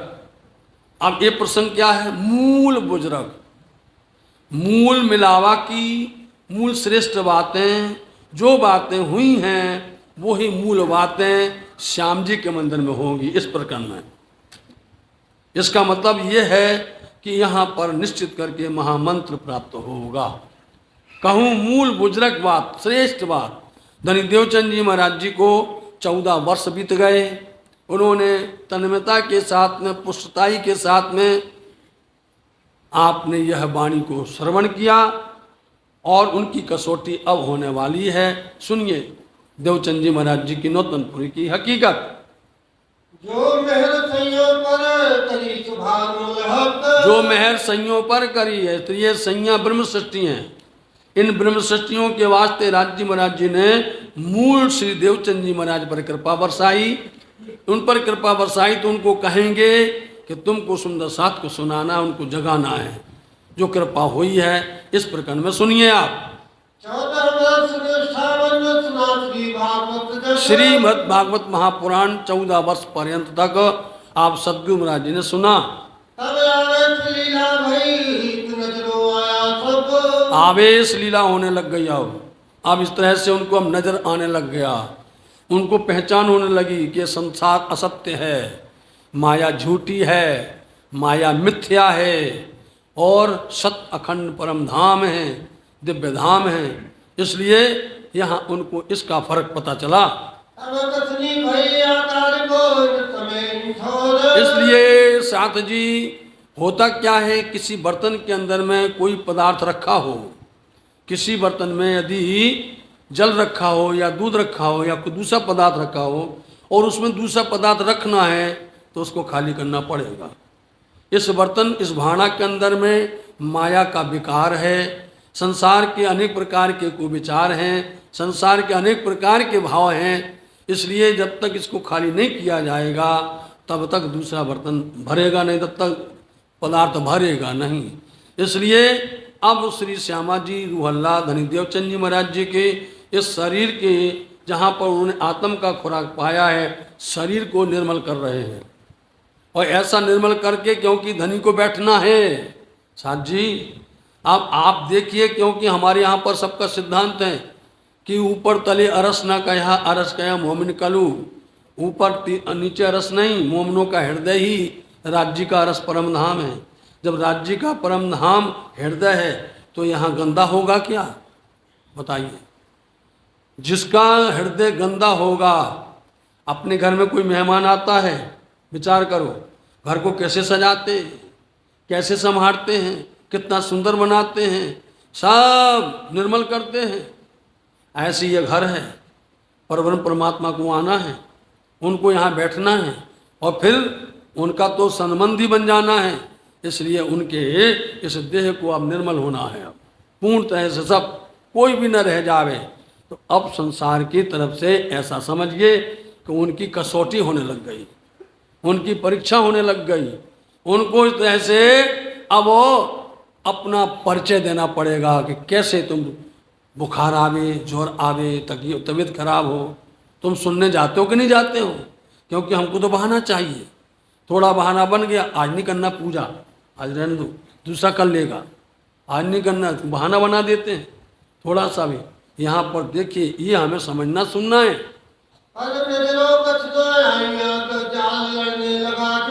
परमात्मा जब भी कृपा करते हैं उनकी कृपा दिखती नहीं है, समझे नहीं, उनकी कृपा दिखती नहीं है। उन्होंने कृपा की, ऐसी कृपा की कि शरीर के ऊपर में, उनके ऊपर में बुखार ज्वर आने लगा, दिखा ही नहीं।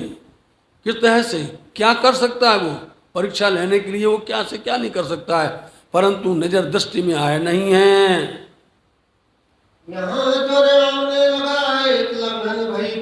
इस तरह से पहले ऐसे बोलते लंघन, 1 2 3, इस तरह से जिस दिन बुखार आवे तो पहले लोग भोजन नहीं करते थे, भोजन प्रसाद नहीं देते थे। आज के समय में यदि थोड़ा बीमार हो जाओ तो डॉक्टर बोलता पहले खाना खाओ भैया, पहले भोजन करो फिर दवाई लेना। बिना भोजन के दवाई लिया तो परिणाम हो जाती है, बताओ। और पहले क्या होता था, भोजन करना बंद कर दो। हमारे बुजुर्ग लोग बोला करते थे, बुखार आवे तो देह को लंघन और आंख आवे तो आंख को बंधन, 2 सिद्धांत होते थे। ये पुराने जो नियम थे, आज तो थोड़ी सी में घबरा जाते हैं हम, इतनी से भी वो घबराना शुरू कर देते हैं। ऐसी ही उनकी अवस्था हो रही है, कसौटी परीक्षा हो रही है, नजर में आता नहीं है, पर राज्य में राज्य परीक्षा करने को तैयार बैठे हुए हैं। देखा, 1 दिन हुआ, 2 दिन हुआ, बुखार आया, बुखार का श्रवण भंग नहीं किया, सुनने के लिए उन्होंने किसी प्रकार का बहाना नहीं, सुनने के लिए वो जाती हैं। 3 4 5 भाई जो ना छूटे, 3 4 5 इस तरह से 3 4 5 अब बढ़ गया, जोर बढ़ता ही गया, घटा नहीं। ये तो जाए सुन ले, ये सेवा ना छोड़े तब। ये तो जाने के लिए उतावले हैं, ये छोड़ते नहीं हैं। जाना तो जाना, मतलब जाना, समय पर जाना। यूं करते 10-12 लोग लग्न भाई। अब ऐसे जब 10-12 हो गई तो शरीर तो फीका पड़ेगा, पीला पड़ेगा, कमजोर होगा, क्योंकि ये तो देह आहार का ही है, जितना दोगे उतना तंदुरुस्त होता है। अब इस तरह से जब 10-12 हो गई तो उनका तो कमजोर होने लगे, माता पिता को चिंता सताने लग गई। ये भागवत सुनने का कछना छोड़े ठौर। लेकिन भागवत सुनने का वो अपना नियम कैसे भी करके छोड़ते नहीं हैं। मत्तू मेहता तबीब को बुलाए दिखाया हाथ। देखिए पिताश्री ने, मत्तू मेहता जी ने बुलाए, तभी बोलते हैं वैद्य को।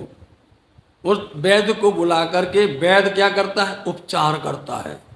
औषधि उपचार करती है, औषधि जड़ से निरोग कर देती है, रोग को मिटा देती है।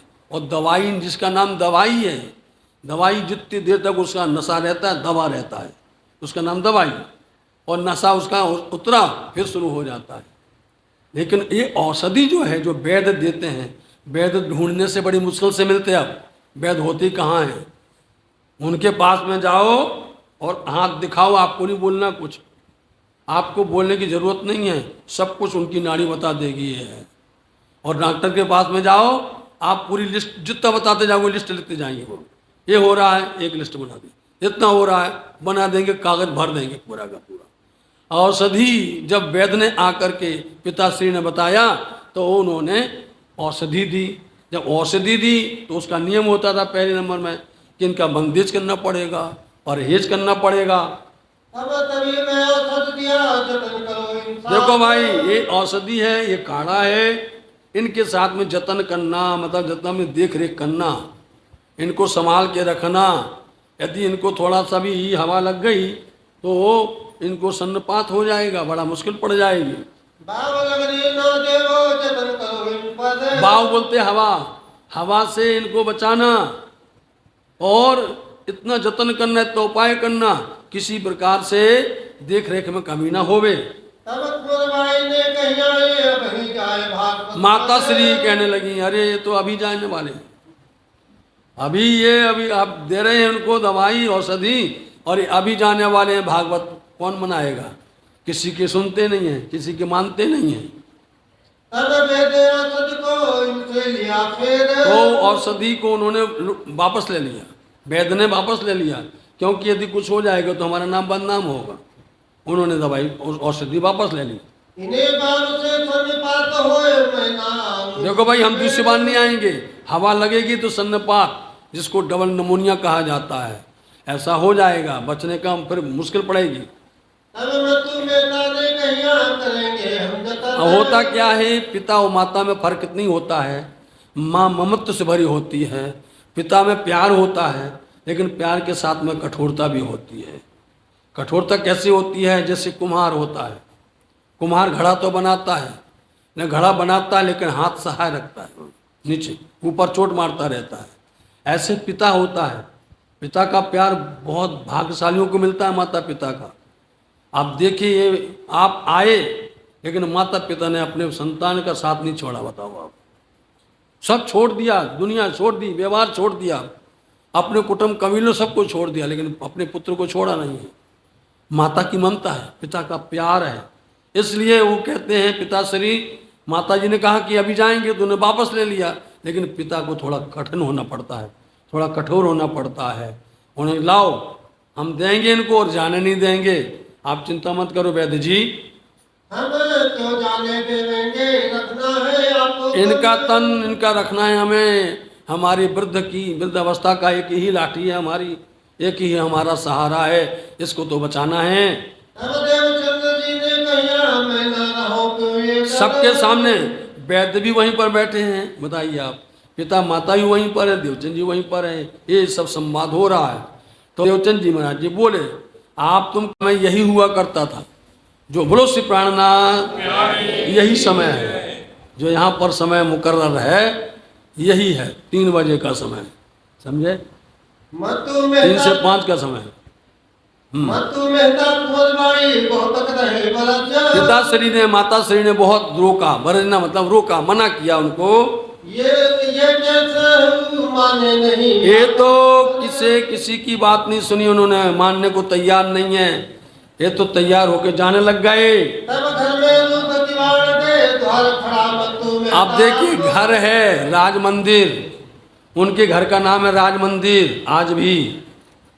उस मंदिर में सिद्धदेवचंद जी महाराज जी को घर में अंदर बंद कर दिया और बाहर से उन्होंने सांकड़ चढ़ा दी, बंद कर दिया घर के अंदर में। अब कैसे जाओगे? श्री देवचंद जी पुकार ही बड़ो दुख पायो ताप। देवचंद जी महाराज जी बहुत दुख पाए। बुखार से दुख नहीं हुआ उनको, इनके रोकने से दुख हो रहा है, मना करने से दुख हो रहा है, उनको कष्ट हो रहा है। ये मूर्खों में मरने का नहीं मेरा देखोगे। जब ये भाव आ गया परमात्मा की प्रति, तो फिर उनको सब दृष्टि लगता है कि देखो आप लोग अनुचित काम कर रहे हो, आप थोड़ा बुद्धि से काम करिए, मैं नहीं मरूंगा। अब आप नहीं छोड़ोगे तो हम चले जाएंगे, उत मेरी आत्मा जाएगी और नहीं विचार। और आप हमको नहीं छोड़ोगे तो मेरी आत्मा जाएगी। क्यों कह रहे हैं यह बात? क्यों कहते हैं? इसलिए कहते हैं कि जब ब्रज से रास में सखियां गईं, ब्रज मंडल से रास मंडल में सखियां जाती हैं, तामसी, राजसी और स्वातसी। तामसी सखी तो वैसी चली गई थी, जैसी थी वैसी चली गई। राजसी सखी कुछ सजने लग गई, तैयार हो रही थी। लेकिन स्वातसी सखी जब घर से निकली तो इतने में उनके पति आ गए, उनके घर के लोग आ गए। उन्होंने दरवाजे बंद कर दिए। उन्होंने बाहर से दरवाजा, ये क्या हो रहा है, कहाँ भाग के जा रही हैं? उन्होंने आड़ा दिवरावा रे वार, उन्होंने दरवाजे को बंद कर दिया। तो सखी ने क्या किया? उन्होंने उसी समय पर अपने देह को छोड़ दिया। अब सुनना थोड़ी है, बोले उसको करके बताओ। तो देवचंद जी महाराज ने सुना है। इस तरह से राजसी तामसी सखियों का, स्वासी सखियों का ये हाल हुआ था। आज मेरी परीक्षा की घड़ी है, मैं तो जाऊं, मेरा देह यहीं रहेगा। इसलिए सब देखते रह गए, ब्रजमंडल के अंदर सब देखते रह गए, उनके पति, उनके सब सगे रिश्तेदार। लेकिन स्वाति सखी गई और मिली जाकर के एक साथ में, वहाँ जाकर के ब्रजमंडल से रासमंडल में जाने पर एक साथ जोग माया के मंडल में पहुँच गई थी। तो ये बात सुनी नहीं चर्चा में धनी देवचंद जी महाराज जी ने। उन्होंने बोल दिया मैं मरने वाला नहीं हूँ, मेरा देह यहीं रहेगा, सो ले लो। या लो देह गे है सब तन की। तो ये आता है जिस दिन पिया प्राणनाथ जी का रासमंडल में पदार्पण होता है, वहाँ जाते हैं सब। बोले एक समय श्री श्याम लिया वृंदावन में सखी, एक समय श्री श्याम लिया वृंदा। पहले निकसी तामसिया वृंदावन में, जिन्हें छोड़ दिए घर बार हो वृंदावन में, जिन्हें छोड़ दिए घर बार हो वृंदावन। दूजे निकसी राजसिया वृंदावन, दिन उलट किए श्रृंगार हो वृंदावन में, सखी एक समय श्री श्याम लिया वृंदावन में। तीजे निकसी स्वातसिया वृंदावन, जिन्हें छोड़ दिए आकार। होता है आज भी रासमंडल के अंदर में यही बातें होती हैं साथ जी। इसलिए सदगुरु महाराज जी ने अपने आकार के लिए बोल दिया हमारा आकार यहीं पड़ा रहेगा, हम तो सुनने के लिए जाएंगे। ये क्यों ये माने नहीं तब गिरे पिछले पाए। ये माने नहीं, वो कमजोर तो हो गए थे, 12-13 लंघन हो जाना, इसलिए वे एकदम से चक्कर खा के गिर पड़े भौमरी लेकर के। थमा थमा माता कहे गिरे भौम। अब माता की अवस्था ऐसी थी कि वहाँ पिताश्री बोलते थे जाने नहीं देना है, बताओ आप। और माता का प्यार, प्रेम, ममत अपने पुत्र के लिए इतना हो रहा था, क्या किया जाए। इसलिए उन्होंने देखा कि अरे अब तो ये बहुत गलत हो गया, खम्मा खम्मा, रक्षा करो, बचाओ बचाओ भाई। देखो देवचंद जी गिर गए हैं। उन्होंने बड़ी मुश्किल से दरवाजे खुलवाए, बस दरवाजा खोलने को तैयार नहीं थे, मुश्किल से दरवाजा खुलवाया है। इसलिए माता श्री ने बहुत कठिन शोर करते हुए मुश्किल से दरवाजा खुलवाया। ये आकार, ये देह, शरीर की ये आंखें घूम गई और उनके अंदर में कुछ भी अब चेतनता नहीं दिखाई दे रही है। अब बेचैन हो गए माता पिता, एकदम बेचैन हो गए। ओहो, अरे देवचंद जी, बहुत बहुत कान के पास जाकर के आवाज लगाई, देवचंद जी, देवचंद जी, देवचंद जी पुकारा, तुम जाओ, कोई नहीं रोकेगा, तुम जाओ चर्चा में, चलो हम पहुंचा के आते हैं, इस तरह से कहा। लेकिन थोड़ी घड़ी बार में उनको चेतनता आती है। ये कुछ न सकेगा, कुछ ना पहचान पाते, ना किसी सुन पाते हैं। तुम जाओ सुनने श्री भागवत भट्ट के, जाओ तुम वहां पर जाओ श्रीमद् भागवत। और एक बोल दिया कि भट्ट जी को बुलाने वाले आए हैं, ताकि उनको और अच्छा लगेगा, हम बुलाने आए हैं, ऐसा कह दिया। तुमको कोई न रोके, चलो पहुंचावे धाया। अरे तुमको कोई नहीं रोकेगा, चलो हम जल्दी से तुमको हम खुद पहुंचा देते हैं। एक याद घड़ी पीछे कछुक भय सावचेत हो गए, कुछ चेतनता आई। तब उठ बैठे भय, मुख हो गया सफेद। मुख तो इस तरह से सफेद हो गया, कमजोर हो गया था। जाओ सुनने को भागवत, कोई न बंधे तुम। जाओ, तुमको सुनना है, कोई नहीं रोकेगा। मतलब हार गए ना। जब माया के पीछे पड़ोगे, माया तुम्हारा साथ नहीं छोड़ेगी। परमात्मा के पीछे पड़ोगे, परमात्मा तुम्हारा साथ नहीं छोड़ेगा। पढ़ के तो देखो, पागल होकर देखो, दीवाना होकर के देखो, उसमें दीवाना होना बहुत कठिन है, बहुत मुश्किल है। इस तरह से दीवाना होना, इंद्रावती दीवाना होना, सुंदर भाई दीवाना होना, इन सुंदर साथ देखो आप। इस दिन की दीवानगी तो आप सुनेंगे तो ब्रजमंडल में कैसी दीवानगी थी, रासमंडल में कैसी दीवानगी थी, वो आप रासवाणी में पढ़िए। इस तरह से ये सतगुरु महाराज जी को अब सब बोलते हैं, हम तुमको पहुंचा देंगे। लाठी पकड़ खड़े भय, कहो तो लाठी लेकर के खड़े हो गए, बोलो तुम कहो तो हम तुमको छोड़ करके आवे। अंदर में लगता कि हमको देर कर दिया है, वहाँ तो चर्चा प्रारंभ हो गई होगी, ऐसा विचार करते हैं। श्री देवचंद जी बोले नहीं, चले श्याम जी मंदिर। चले, आप कुछ जवाब दिया नहीं, वह तो श्याम जी मंदिर पहुंचे, वहां पर आए बैठे सभा में, और देखिए सुनने के लिए उनको इतना तन्मयता थी, इतनी तन्मयता थी, एक काम ग्रसित होकर के उन्होंने इसके बावजूद भी चर्चा को उन्होंने ध्यान से सुना। जब भागवत सुन के फिर के आए घर, बस जब घर लौट करके आते हैं सुन करके, तब ही चैन जो पाइया, ठाड़ा थालियां जो। वो दज्जाल, वो बुखार हाथ जोड़ता है, हम जा रहे हैं, हमारा इनके पास काम नहीं है, देवचंद के बाद वो हाथ जोड़ के चला गया। जो भी शैतान होगा, जो भी दज्जाल होगा, माया के सब दज्जाल के रूप हैं ये दज्जाल मतलब ऐसी प्रकृति बना दे, हाथ जोड़ लेंगे भैया, इनके सामने मेरा चलने वाला नहीं है। फिर यहाँ से पथलिया हुए चली, बस पथ लेना कि अब हल्का हल्का आहार, हल्का हल्का आहार लेकर के फिर उन्हें धीरे धीरे करके अब उन्होंने ये स्वीकार किया। दिन दिन चढ़ते गए यही कथनी की हाल। अब दिन दिन चढ़ते चढ़ते चढ़ते उनकी कसौटी की जो परख थी वो उनकी पूरी हो गई। दिन 10-15 हुए, कथा सुनते हैं कान। 10-15 दिन के अंदर में उन्होंने देखा आकर के, अब चर्चा सुन रहे थे तब कहाँ आए दीदार दिया, तुमको मेरी है पहचान।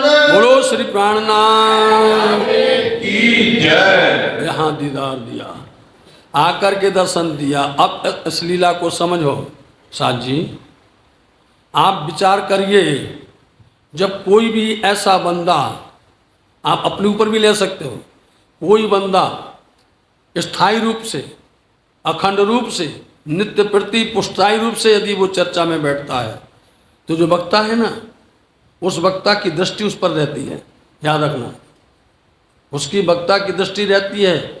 इसी तरह से आप सबके बीच में कोई ऐसा वक्ता है, सुनने वाला है, श्रोता है, जिसकी नज़र हमसे मिलती है और उसके द्वारा कुछ परमात्मा का संदेश आता है, उसकी नज़र के द्वारा परमात्मा का संदेश आता है, और वो संदेश क्या देता है? ऐसा सुंदर पैगाम देता है, इतने सुंदर हमारे लिए इतना अंदर पैगाम देता है कि धन धन हो जाते, वो कहने की जरूरत नहीं है, वो कहने की जरूरत नहीं है। सदगुरु महाराज जी के सामने आप देखिए, यहाँ सब लोग बैठे हुए हैं चर्चा में, देव योग से इस तरह से अंधड़ चला, समझना, देव योग से अंधड़ चला, चर्चा हो रही है, भट्टी जी बैठे हैं, श्रोता बैठे हैं, सदगुरु देवचंद जी महाराज जी बैठे हुए हैं, ऐसा अंधड़ चला और सब अपनी अपनी आंख में ऐसे करने लग गए। किसी के आंख में धूल के कण जाना, रज जाना, वो अपनी अपनी आंख को इस तरह से मलने लगे, अंधेरा सा लगने लगा। और सदगुरु महाराज जी के नजर के सामने सहस्त्रों सूर्य कैसा प्रकाश हुआ, देखिए आप। सदगुरु महाराज जी की आंखें बंद नहीं हुई, सदगुरु महाराज जी की आंख में कुछ नहीं गया, निर्मल नेत्र हैं, वहां उनकी नजर के सामने वह स्वरूप, अब बताएंगे, वो स्वरूप आके खड़ा हो गया। कौन सा स्वरूप खड़ा हो गया, बोलो। सुंदर स्वरूप, हाँ, उस स्वरूप को आप देखिए, वो स्वरूप वह किशोर, किशोर अवस्था में वो स्वरूप जो वृंदावन में खेला था, रास जिनने रमन किया था, वो अखंड स्वरूप यहाँ आकर के खड़ा हो गया। उनकी छवि को निहारिए, सुंदर दर्शन करिए, मुखारविंद को निहारो, उनकी तिलक को निहारो, नैना को निहारो, उसको निहारते निहारते ही आंख से आंसू गिर जाते हैं। देखिए कहाँ कहाँ था भोजनगर में, आज सुना पुनः दर्शन आ गए। वहाँ उन्होंने घुंघरू का प्रसाद दिया था, आज बोलते हैं तुम्हारे बिना हम रह नहीं सकते। बोलो आप, रूहो मैं रह ना सकूँ तुझ बिन, रूहें रह ना सके मुझ बिन, तुम्हारे बिना रह नहीं सकते हैं। मैंने देखा है सुंदर भाई को, श्यामा जी को देखा है, सुंदर भाई श्यामा जी अवतार, निरखी आवेश दीदो आधार, उन्हें निरख लिया, पहचान लिया, परख लिया, आकर के वो प्रकट हो गए और प्रकट होकर के रूबरू बातें कर रहे हैं। जैसी बातें उनको उस में हुई थी, स्वप्न में गए थे भोजनगर के अंदर में, आज प्रत्यक्ष सामने खड़े हुए हैं और दर्शन दे करके क्या कहते हैं, दो अब पहचानते हो मेरे स्वरूप को, मैं कौन हूं, बोलो, पहचानते हो, अपने स्वरूप की पहचान है तुम्हें। आज ये बातें हो रही हैं प्रथम मुलाकात में। इस मुलाकात में क्या तुम अपने स्वरूप को पहचानते हो? तू कौन, आयत क्यों कर, चल रहा ना यही, ये तू कौन, आयत क्यों कर, कहाँ है तेरा वतन, नार तू कौन कसम की, दृढ़कर कहो वचन। तू जागत है कि नींद में, करके देख विचार। आप क्या कहते हैं, मैं मत माफक, अपनी मत माफक, ना पहचानो में आपको। साथ जी इतना भोला बहुत जरूरी है, यदि हम तो पहचानते हैं, पहचानते तो जाओ भैया, समझे, यदि पहचानते हो तो जाओ। उन्हें क्या है, ना मैं पहचानूं आपको, ना पहचानूं अपनों घर, पीऊ पहचान भी नींद में, क्योंकि एक बार नहीं, दो बार नहीं, 3 बार हो चुका है।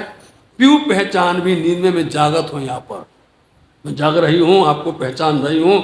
यहाँ मीठी मीठी बातें हुई हैं, उन मीठी मीठी बातों का संबंध हो रहा है, और उस तरह से वो स्वरूप दर्शन दे करके पूरी विगत पूछ रहा है। और ये थोड़े बात नहीं होती है, उनकी बातें हो गई। इतनी बात मिल जाना और बीज मिल जाना, तारतम के बीज वचन उनको कहे गए हैं, ये ध्यान से सुनने योग्य है। ये शब्द को बड़े ध्यान से सुनना। तुमको मेरे स्वरूप की है पहचान, हमारे खावंद जानत है हम, इतना जानते हैं आप मेरे मालिक हो, खावंद मेरे धनी हो, खावंद का मतलब मेरे धनी, मेरे मालिक, मेरे दुल्हा हो। हम इतना जानते हैं कि दुल्हा खसम जो होता है, कहीं भी जाते हैं वो रक्षा करता है। आप हमारे साथ साथ में, हमको हर पल पल पल आपने हमें मदद की है, सहायता की है, हम इतना जानते हैं। आप मेरे खावंद हो, आपको पहचानते हो, कौन कहाँ से आए, बोला आपको पहचान, अपने आप को पहचानते हो। हमने आपको चौपाई सुनाई है, क्या तुम अपने आप को पहचानते हो? कौन हो, कहाँ से आई हो, कहाँ की रहने वाली हो? इतना हम जानते हैं जो धनी हमारे तुम। बस और नहीं दिया जवाब, हम तो इतना बस जानते कि आप हमारे धनी हो, हम कहाँ से आए, हमारा घर कहाँ है, हमें कुछ पता नहीं, इतना जानते आप हमारे पिया हो, धनी हो। कहिया तुम इतना ही जानते, अब बतावे हम। आ गया नहीं, तुम इतना ही जानते हो, हम बताते हैं। यदि बोलते हम जानते तो फिर क्या बताते वो? तुम इतना ही जानते हो, चलो इतना तो जानते हो कि हम तुम्हारे खसा में हैं, धनी हैं, चलो हम बताते हैं आगे, तुमको हम पूरी बात बताते हैं। हाँ, नाम तुम्हारा भाई सुंदर खेले तुम ब्रजदास में। तुम्हारा नाम सुंदर बाई है साथ जी, तुम ब्रज में भी खेले, जो बात वहां कही थी आज बता रहे, और तुम ही रास में भी थी, और मनोरथ पूर्ण न भय ये तीसरा हुआ किंतु। तुम्हारी मनो इच्छा पूरी नहीं हुई। कौन सी? दुख देखने की, माया देखने की, ये तुम्हारी इच्छा पूरी नहीं हुई थी, इसलिए तीसरे में आना पड़ा है।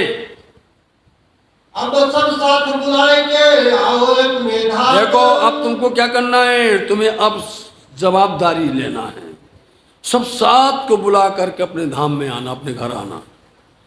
तुम्हारा घर परम धाम है और तुम अपने घर वापस आना, तो सबको साथ में लेकर के आना। हम तुमको सुबह पूरी जवाबदारी दे रहे हैं। धनी के साथ कहाँ है, कन्या में भेजो तो बोला साथ, धनी जी वो साथ हैं कहाँ पर, कहाँ ढूंढेंगे? शेरपुर में ढूंढेंगे, बोलो सुंदर साथ जी, पन्ना धाम में ढूंढेंगे, कहाँ पर मिलेंगे? धनी खुद जवाब देते हैं कि भेजने का काम कैसे करते हैं।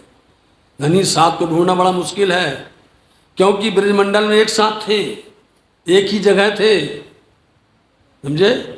3 कोनों गांव था, एक ही जगह पर थे ब्रजमंडल, और रास में भी एक साथ थे। लेकिन अब क्या है, मोमिन आए जुदे जुदे, जुदे भेष, जुदे रवेश, जुदे जुदे में आए हैं। अब तो मोमिन जगह जगह पर, ठौर ठौर पर आए हैं, जैसे खेत के अंदर में दाना डालते बिखर जाता है, अब तो ये बिखर गए हैं। इनको ढूंढना है, इन मोमिनों को इस माया से पहचान करवाना है, उनको समझा करके अपने घर वापस लेकर के आना है। तुम ब्रज में थी और रास में थी और यहाँ भी आई हो। ये भागवत कागज तुम्हारा ये तुम्हें खुले कलाम। बोल दिया, ये भागवत कागज तुम्हारा, ये भागवत किसी को शंका थी और होगी तो इसको पढ़ लीजिए आप। लालदास जी महाराज जी बोल रहे हैं, इनकी बात को काटना किसी की बस की बात नहीं है, कोई नहीं काट सकता। महामती जी बोल रहे हैं, ये भागवत कागज, कागज बोलते पत्र, ये पत्र तुम्हारा है, और पत्र में जो लिखा होता है या तो लिखने वाला जानता है या उससे संदर्भित जिसका वो जानता है। जो पोस्टमैन आता है ना, पत्रवाहक, वो नहीं जान सकता है, समझे? पत्रवाहक लेके आता है पत्र, और उसमें जो कुछ लिखा हुआ है कि वो वस्तु वहाँ पर रखी थी, वहाँ रख कर क्या ऐसा किया था, वो क्या जाने, समझी? पत्रवाहक हैं, संदेश वाहक हैं, मुनि जी संग संदेशड़ा आव्यो समाचार। जब आप इस बात को समझोगे तो आपके अंदर कोई प्रकार का उथल पुथल नहीं होगी। मुनि जी संग संदेशड़ा, सुखदेव मुनि जी साथ में संदेश समाचार आया है। सुखदेव मुनि ने बहुत मेहनत की है कि हमसे ही अखंड वाणी हमसे प्रारंभ हो जाए, हमारे द्वारा प्रकट हो जाए, हमें उस अखंड महाराज का आनंद मिल जाए, लेकिन नहीं मिला। वाणी क्या कहते, क्या जाने हद के जीवड़े बेहद की बात है, समझे नहीं? ये हद के हैं और बेहद की बात को नहीं जानेंगे। बेहद भूमिका के अंदर में रास है, बेहद भूमिका के अंदर में अखंड लीला हुई है, वो नहीं जानेंगे। लेकिन ये रस को, ये रहस्य को, इस आनंद को जिनके पास तारतम हैं, जिनको सदगुरु मिले हैं, जिनको ऐसे पिया मिले हैं, वो इस आंकड़ियों को जानते हैं, इस रहस्य को वो जानते हैं साथ जी। इसलिए आप लोग बहुत प्यार से समझो, बहुत सी रहस्यमय बातें हैं। तो धामधनी ने सदगुरु महाराज जी से कह दिया, ये वचन तुमको खोलेंगे, ये शब्द पर अपना ध्यान रखिए आप। इस शब्द पर अंडरलाइन करनी पड़ती है। जब भी तालीम चलती है ना, गुरुजनों से जब सीखते हैं तो उस पर अंडरलाइन, ये वचन तुमसे, दूसरे से ये वचन खुलने वाले नहीं हैं, क्योंकि तुम्हारी बात है। पत्र पढ़ेगा जिसका है वही पढ़ेगा, और दूसरा नहीं समझ सकता है। और कोई ना खोल सके ये जो खलक आम। और कोई ना खोल सके, किसी की भी औकात नहीं है, किसी की समर्थता नहीं है। ये जो खलक आम, संसार के अंदर में आम खलक जो सर्वसाधन है, कोई खोल सकता नहीं है इसका भेद, इसका रहस्य। इसलिए आज तक भी संसार वाले उनकी त्रिधा लीला को नहीं जानता है। साथ जी, भगवान विष्णु के 24 अवतारों में से राम अवतार तक, परशुराम अवतार तक सब लोग वर्णन कर सकते हैं, लेकिन कृष्ण अवतार के बाद में सब शांत हो जाते हैं, उनके बस की बात नहीं है। और उन कृष्ण अवतार के अंदर में त्रिधा लीला होना, देखिए आप 22, 23, 24 कृष्ण के अंदर में, कृष्ण लीला के त्रिधा लीला का होना, जिसका वर्णन आगे वाणी प्रचार में, वितक के फैलाव में आपको सुनने मिलेगा। और इसके बाद में 2 अवतार और कहलाए, एक है बुद्ध और एक है कल की, समझे नहीं? इसलिए वहाँ तक तो किसी की हिम्मत नहीं है, यहीं टूट जाते हैं, यहीं घबरा जाते हैं, यहीं वजन उठा नहीं सकते हैं इसका। इसलिए तुमको खोलें और आम कोई खोल सकता नहीं है। इतना सुन करके हमें तो बहुत गर्व होता है, इतना आनंद आता है, क्योंकि खोलने की कल दी है, खोलने की चाबी दी है, वो उसका नाम है तारतम। और यही तारतम दिया जा रहा अभी। ये तारतम सदगुरु महाराज जी को धामधनी साक्षात दे रहे हैं। अब तुम्हारे पूछने होए तो पूछ लो तुम। देखो, उन्होंने चांस दिया, मौका, अवसर दिया कि तुमको अब कुछ पूछना हो, बेशक तुम पूछ लो। यहां पर ठहर गए सदगुरु महाराज जी, पूछ लो, तुमको जो कुछ पूछना हो, फिर हम ऐसे दर्शन नहीं देंगे, इस तरह का दर्शन तुमको नहीं मिलेगा।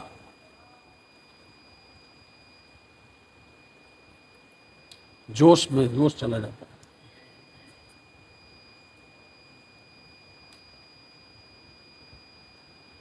श्री राज मेरे पाऊं दरस तेरे, श्री राज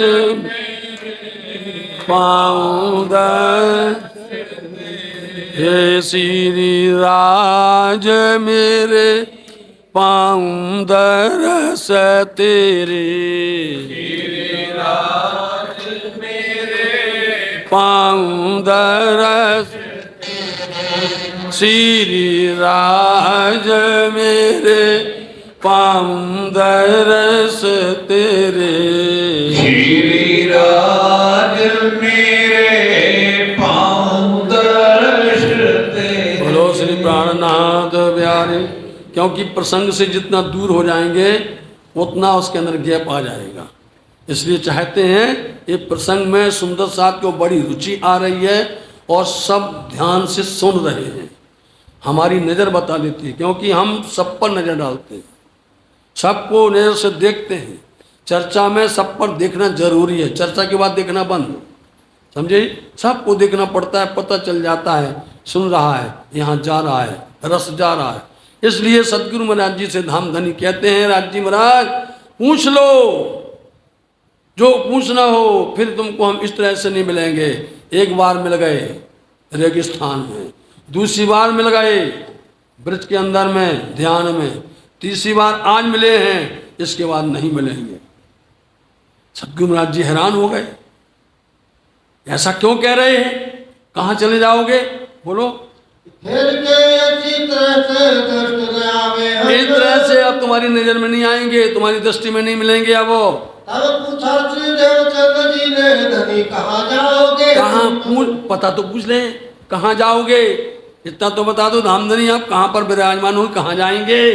तुम्हारे अंदर आकार में आए के बैठे हम। देखा, तुम्हारे अंदर आकार में आए के बैठे हम, तुम्हारे अंदर आकार हृदय में बैठेंगे।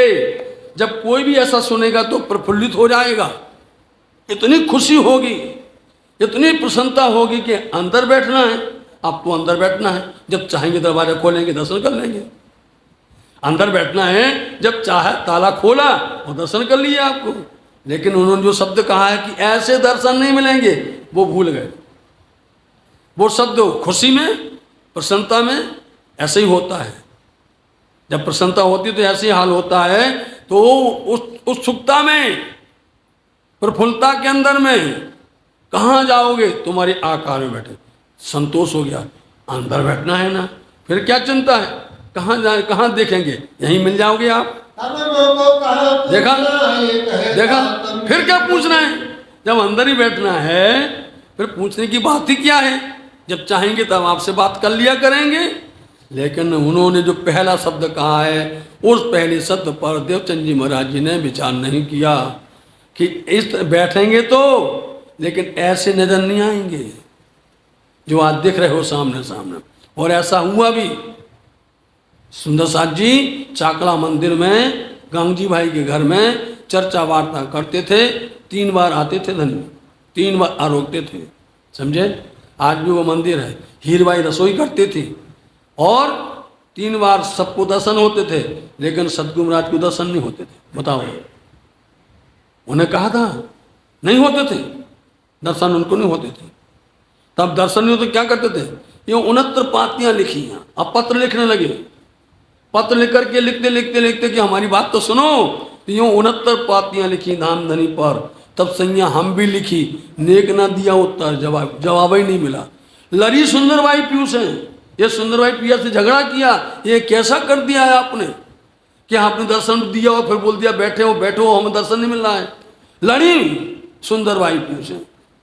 बोलो ब्रजरास जागने की, बोलो सुंदर सा जी धाम ब्रजरास की पर जागने की सुध ना है। जागने की सुध तो इंद्रावती को होने वाली है। बहुत सी बातें हैं ऐसी सुंदर साथ जी, यदि जो कोई वाणी पढ़ता हो, इसमें रुचि रखता हो, उसके अंदर यदि वो ख्याल रखता हो, तो ये भेद हम खोलने को तैयार हैं। यदि कोई सुनने वाला नहीं तो फिर भेद क्या को खोला जाए? वो बंद रहेगा, चैप्टर बंद रह जाएगा। तो इस तरह से धनी ने, सतगुरु महाराज जी ने बहुत कहा कि अरे अंदर बैठना है, अभी तो हो सकते हैं, लेकिन कल पता चलेगा जब दर्शन नहीं मिलेंगे। बुलाएंगे और यही पत्र लिखेंगे। ये पत्र जब आके इंद्रावती जी मिलेंगी, उनके जेब से गिरेंगे, बोलो ताज्जुब हो जाएगा। अभी इंद्रावती से कोई मुलाकात ही नहीं है, कोई उनसे भेंट नहीं है, लेकिन जब इंद्रावती जी आएंगी, श्री महाराज आएंगे, चरण में प्रणाम करेंगे, वो पत्र उनकी जेब से गिरेंगे। बताओ कौन मानेगा? दुनिया वाला नहीं मानेगा। पत्र गिरे उनके, उन पत्र को देखकर समझ गए जागनी दिन से। तभी तो बिठाया उनको, एकांत बिठाया उनको, उतना लाड दिया उनके साथ में, इतना प्यार दिया कि जो कुछ होना है तो इंद्रावती के द्वारा होना है। इसलिए वो भी कहते हैं हम भी तुम्हारे साथ बैठ जाएंगे। बोलो श्री प्राणनाथ जी। हाँ, आदर्श हो गए। इतनी बातें कह करके उनकी प्रारंभ भी जो कहते हैं, इन बातों को करके आप धाम धनी आदर्श हो गए, बैठ तो गए उनके हृदय मंदिर में। अब ही नजर सतवस्तु को जाएंगे पहुंची। अब होता क्या है? अब सदगुरु महाराज जी के जब भी हृदय में बैठ जाएं, जिसके हृदय में बैठ गए, फिर उसको ना वेद पढ़ना, ना शास्त्र पढ़ना, ना कथे पढ़ना, ना पुराण पढ़ना, ना हदीस पढ़ना, कुछ नहीं पढ़ना है। उनके अंदर बैठते ही क्या हो गया? ये क्षर जगत के अंदर में पूरा मंडल, अष्टावरण, 14 लोक, इस तरह से पूरा मंडल शून्य से लेकर के आखिर परम धाम तक एक एक दृश्य आने लग गया। बताओ आप, धनी के बैठते ही उनके अंदर में सब कुछ दिखने लगा। जो कुछ चाहो वो सब होने लगा, लेकिन मात्र दर्शन नहीं हुआ। दिखा सब कुछ। वेदों की कंडिकाएं, वेदों के अंदर में जो सूत्र छिपे हुए हैं, जो गूढ़ भाव, सारे के सारे रहस्य कौन खोल रहा है? अब धनी खोल रहे हैं। अंदर बैठ करके पिया ही खोल रहे हैं ना, इसलिए उनको अब वो सब रस सद वस्तु सब नजर आने लग गई। आया कहाँ तक पहुंची? ब्रज भी। कौन सा ब्रज? अखंड ब्रज। ये जो संसार वाला ब्रज है ना, ये क्षर जगत का है, मृत्यु लोक का है। साथ जी इनको तो अखंड ब्रज दिखा, जिसको बोलते हैं सबलिक। अखंड राज दिखा, जिसको बोलते केवल ब्रह्म। अखंड दिखा। इस तरह से देखते देखते ऊपर चढ़ते चले गए। श्रीमद् शास्त्र की सब खुल गई नजर। श्रीमद् भागवत महापुराण के शास्त्र की सारी खुल गई। बताओ साथ जी, खुल गई धनी देवचंद जी महाराज जी को। अब आप पढ़ लो, आपको नहीं खुलेगी। बताओ, आपको नहीं खुलेगी, क्योंकि आपको खोलने की जरूरत है, क्योंकि वो सब इसमें रख दिया है वाणी में। उन्होंने ला करके सब कुछ कहाँ रख दिया है, चाहे वेदों का, चाहे पुराण का, चाहे धर्म का, सब कहाँ रख दिया है, कुल्जम में, सब तारतम सागर में रख दिया, नहीं रख दिया। अब तुम ढूंढो कि नहीं उनने कहा था, उनने किया था, तो हमारी भूल है सुंदर साथ जी, ये हमारी स्पष्ट भूल है। इसलिए साथ जी हम सब समझ रहे हैं, हम सब जानते हैं, और आप भी सब जानते हो, ऐसी बात नहीं है, आप भी सब जानते हो, परंतु आप पिया प्राणनाथ जी ने वाणी में कहा है, भाई रे भागवत हाट ना चाले।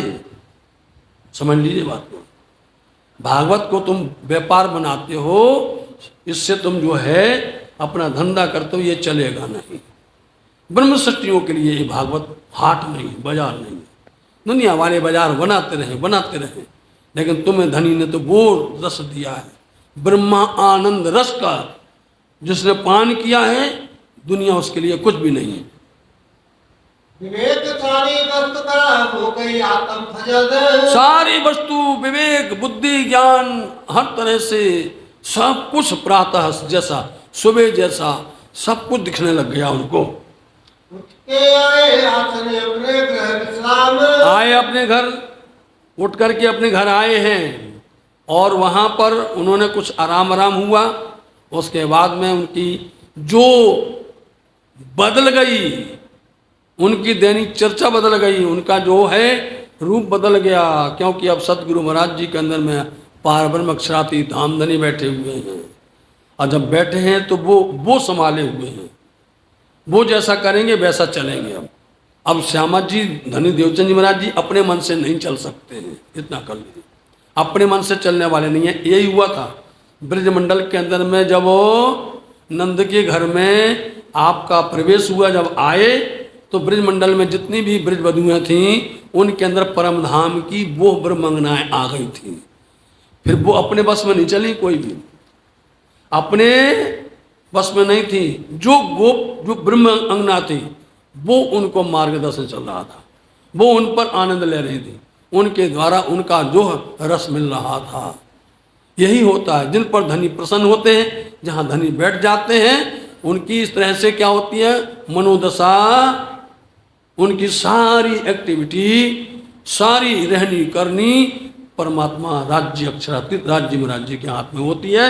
वही बैठाएंगे, वही चलाएंगे, वही सब कुछ करेंगे। अब यह बात मैं किनको कहूं, कौन माने, कौन कहेगा, इस बात को किसको बताया जाए कि हमको दर्शन हुए, हमें ऐसी बातें कही गई हैं, क्योंकि अभी तक आदेश नहीं हुआ था।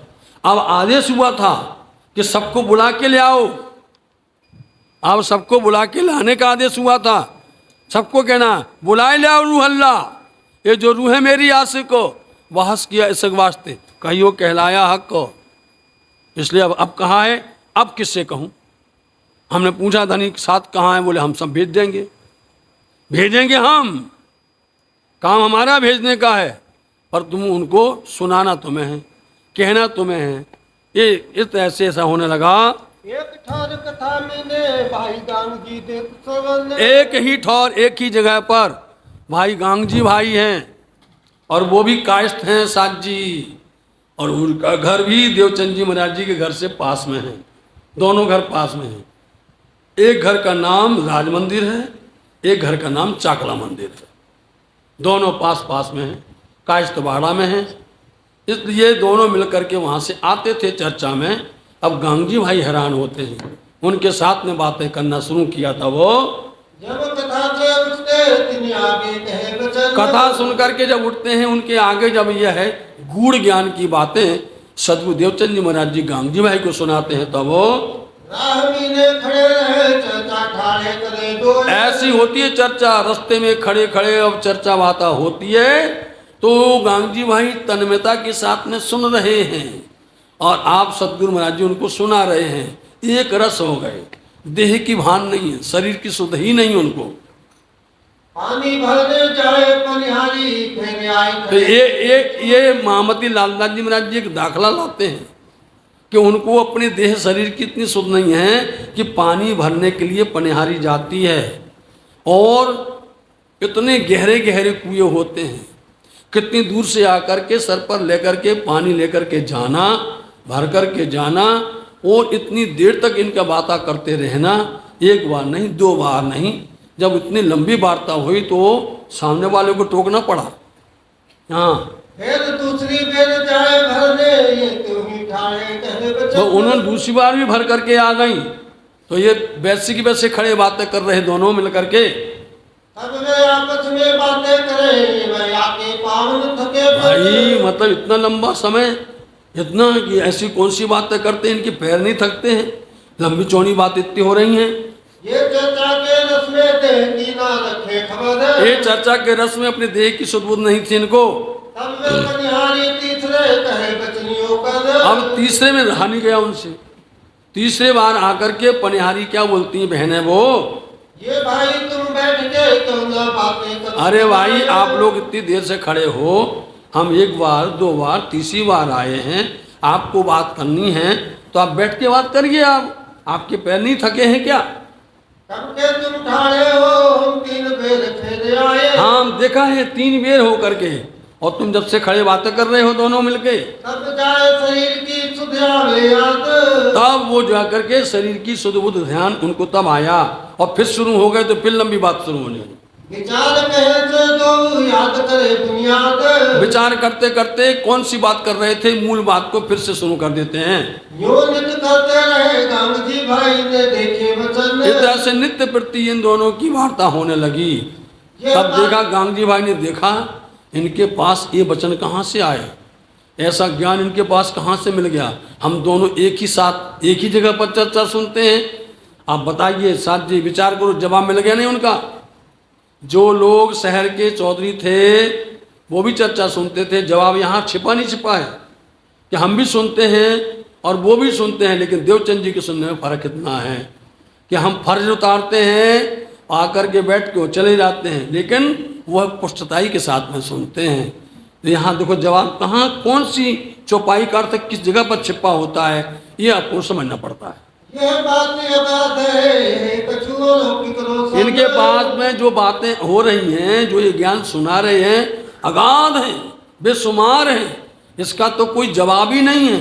कोई इन बातों को कह ही नहीं सकता है। भट्ट जी ने भी नहीं कहा है, अब उनको क्या पता कि कौन बैठा हुआ है, बताओ। ये बात बेशुमार है, ये भट्ट जी ने हमें नहीं बताया, लेकिन देवचंद जी महाराज जी के पास ये चर्चा कहाँ से आ गई। तब गांधी भाई ने पूछिया, हम तुम भागवत सुनते दो। आप पूछ लिया, हम और तुम एक साथ भागवत सुनते हैं, चर्चा दोनों बराबर सुनते हैं, वचनों को सुनते हैं, ये वचन तुम कहाँ से लाते हो, बोलो। ये प्रश्न तुम कहाँ से लियावत तुम मोहे। कहाँ से लाते हो साथ जी? सब लोग पढ़ते हैं, आज भी आप पूरे वेद शास्त्र पुराण आप मत पढ़िएगा, लेकिन जिनके पास आप बैठ जाओगे वो हैरान हो जाएगा कि ये कहाँ से इसका जवाब लाए, ये प्रणामी ये निजानन कहाँ से लेकर के आए इसका जवाब। इसलिए उनको हैरानियत होती है कि है तो हमारा सब हो, सब लोग बोलते वेद हमारा है, पुराण हमारा है, चलो भाई है, लेकिन उसका भेद तो हम जानते हैं ना। जब उनको बताओगे तो एकदम मुंह बाके रह जाते हैं कि ज्ञान की गुड़ की बात इनके पास कहाँ से आ गई, इनने तो कभी उठाई ही नहीं है, इनने कभी सुना ही नहीं है, कभी पढ़ा ही नहीं है इन्होंने, पर कहाँ से आ गया। देखिए जवाब सुंदर सा जी, आप जो प्रश्न करते हो, आप जो कहा करते हो, उन सब बातों को हमारे धनी पहले कह गए हैं, हमारे पिया सदगुरु धनी सिद्धदेव चंद जी महाराज जी पहले कह गए हैं, और उसकी रोशनी डाल रहे हैं महामती लालदास जी महाराज जी, उस पर रोशनी डाल रहे हैं। सुंदर साथ जी सावचेत हो जाओ, आगाह हो जाओ, सावधान हो जाओ, ये तुम्हारे लिए हमने रख दिया खजाना, तुम्हारे लिए हमने ये अमूल्य धन, जिसको सुन करके बड़े बड़े श्रोता बड़े बड़े ज्ञानी जन भी अवाक रह जाते हैं। तो कहते हैं ये तुम लाते कहाँ से हो, हम तुम दोनों साथ सुनने वाले हैं, ये कहाँ मिले तुमको प्रश्नों। गांधी भाई को जब देखिया, इन प्रश्नों का थोड़े थोड़े रूप में आपको जवाब मिलेगा और सुनने को मिलेगा। जब पिया प्राणनाथ जी प्रचार प्रसार में जाएंगे, उस समय पर हर जगह पर एक एक दो दो प्रश्न आपको सुनाए जाएंगे, और वो सब वाणी के हैं, हमारे नहीं है, समझे, वो सब उसी के हैं। उसको सुन करके लोग वक्त बेचैन होते, हैरान होते हैं। यदि ऐसा नहीं कहते ना तो मंगलपुरी धाम सूरत के अंदर में भीम भट्ट श्याम भट्ट हैरान हो गए थे। ऐसा नहीं कहते ना तो गोविंद व्यास हैरान हो गए, गोविंद व्यास सूरत मंगलपुरी धाम के अंदर में। अरे ऐसा ज्ञान नहीं मिलेगा, जल्दी से करो, 40% लिखो, इनसे जवाब ले लो, क्योंकि हमारे बस की बात नहीं है जो ये बता रहे हैं, और कोई कह नहीं सकता था उन 40 प्रश्नों का समाधान। ये 40 प्रश्न इसी तरह से हदीसों की हो जाएंगे, जो भागवत में है ऐसे हदीसों में भी 40 प्रश्न हैं, लेकिन वो तुम्हारे पास में खजाना रखा है, हमने उस खजाने को रख तो लिया है, आरती कर रहे, पूजा कर रहे, बस घर में हम आरती सजा करके पूजा करके वो लगाते हैं। आप उनको पढ़ो, समझाओ, सुनाओ, सुनो। गांग जी भाई हैरान होकर के बोलने लग गए। हाँ, तब कछु चले बतावते जब देख लिया कि गंग जी भाई प्यासे हैं, गंग जी भाई जिज्ञासु हैं, बस फर्क इतना है, जो जिज्ञासु हो उसको बताओ, जो प्यासा उसको पिलाओ, जो प्यासा हो मत पिलाओ, लुढ़काओ नहीं इसको। ये ब्रह्म ज्ञान लुढ़काने वाला नहीं है, बहाने वाला नहीं है। इस ब्रह्म ज्ञान को ब्रह्म सृष्टि के हृदय में रख दो, स्थिर रहेगा ये, समझे नहीं? दूसरा तो पचा ही नहीं सकता इसको, कोई नहीं इसको पचा सकता है। इसलिए इसको उन्होंने जब देखा, गांग जी भाई को देखा, वस्तु का पूरा पात्र, फिर सुंदर साथ जी ये प्रसंग आया है प्रकटवाणी के अंदर में, जब उन्होंने कहा कि जगाना है, सबको लेना है, तब वहाँ पर गांग जी भाई बोलते हैं, और ये लहरों पर लहरें मारे घेर, माहिदित भवनिया फेर, बताओ न खंगरी को ले जाए तोड़, ये तो खड़ा ना रहने पावे कोई, किसकी औकात है, किसकी हिम्मत है कि धर्म पर खड़ा रहेगा? माया तो इस तरह से है, कौन आएगा तुम्हारे साथ में, कौन सुनेगा? बड़े घबराओ नहीं, समझे नहीं? 7 माहें आवसी, धनी 7 माहें आएंगे, समझे? यहीं पर घर घर बसता देसी धनी, घर घर में वस्तु देंगे धनी आकर के खुद, उन्होंने कहा है कि हम देंगे, तो झूठे थोड़ी होंगे, देने जाएंगे घर घर, इंद्रावती जी घर घर देने जाएंगे। और साथ जी ऐसी बातें हो रही हैं, ऐसे तत्व ज्ञान को चर्चा को आप ये मत समझना कि हमारी मजल कम है, हमें जो तत्व समझना है वो मूल है हमारा, जड़, फाउंडेशन, फॉर्म, मुख्य आधार पहले हमारा पक्का होना चाहिए। हम कुछ तो ऐसे नाचना कूदना भगना नहीं है। सुंदर साथ को हम धनी से बात करके आते हैं, गुम्मट जी से, पिया जी से, छत्साल जी से, कि जो कुछ कहलवाओगे वो कहेंगे, हम इधर उधर की बातें नहीं करेंगे, समझे? तो धामधनी कहलवा रहे हैं, तो सुनो आप। ऐसा खुशबू की डिब्बी खोली, वो खुशबू परम धाम की, वो ब्रज की, वो रास की, वो अखंड ज्ञान की, उन्होंने जब डिब्बी खोली उसकी खुशबू से आप गांग जी भाई जिज्ञासु जोर, उनके अंदर में जिज्ञासा की अब इतनी पराबान बढ़ गई कि वो हमसे रहा नहीं जाता, अब नहीं रहा जाता। और जब जिज्ञासु हुए, अब देख लीजिए वही भट्ट जी, कांजी भट्ट जी वहीं पर बैठे हुए हैं।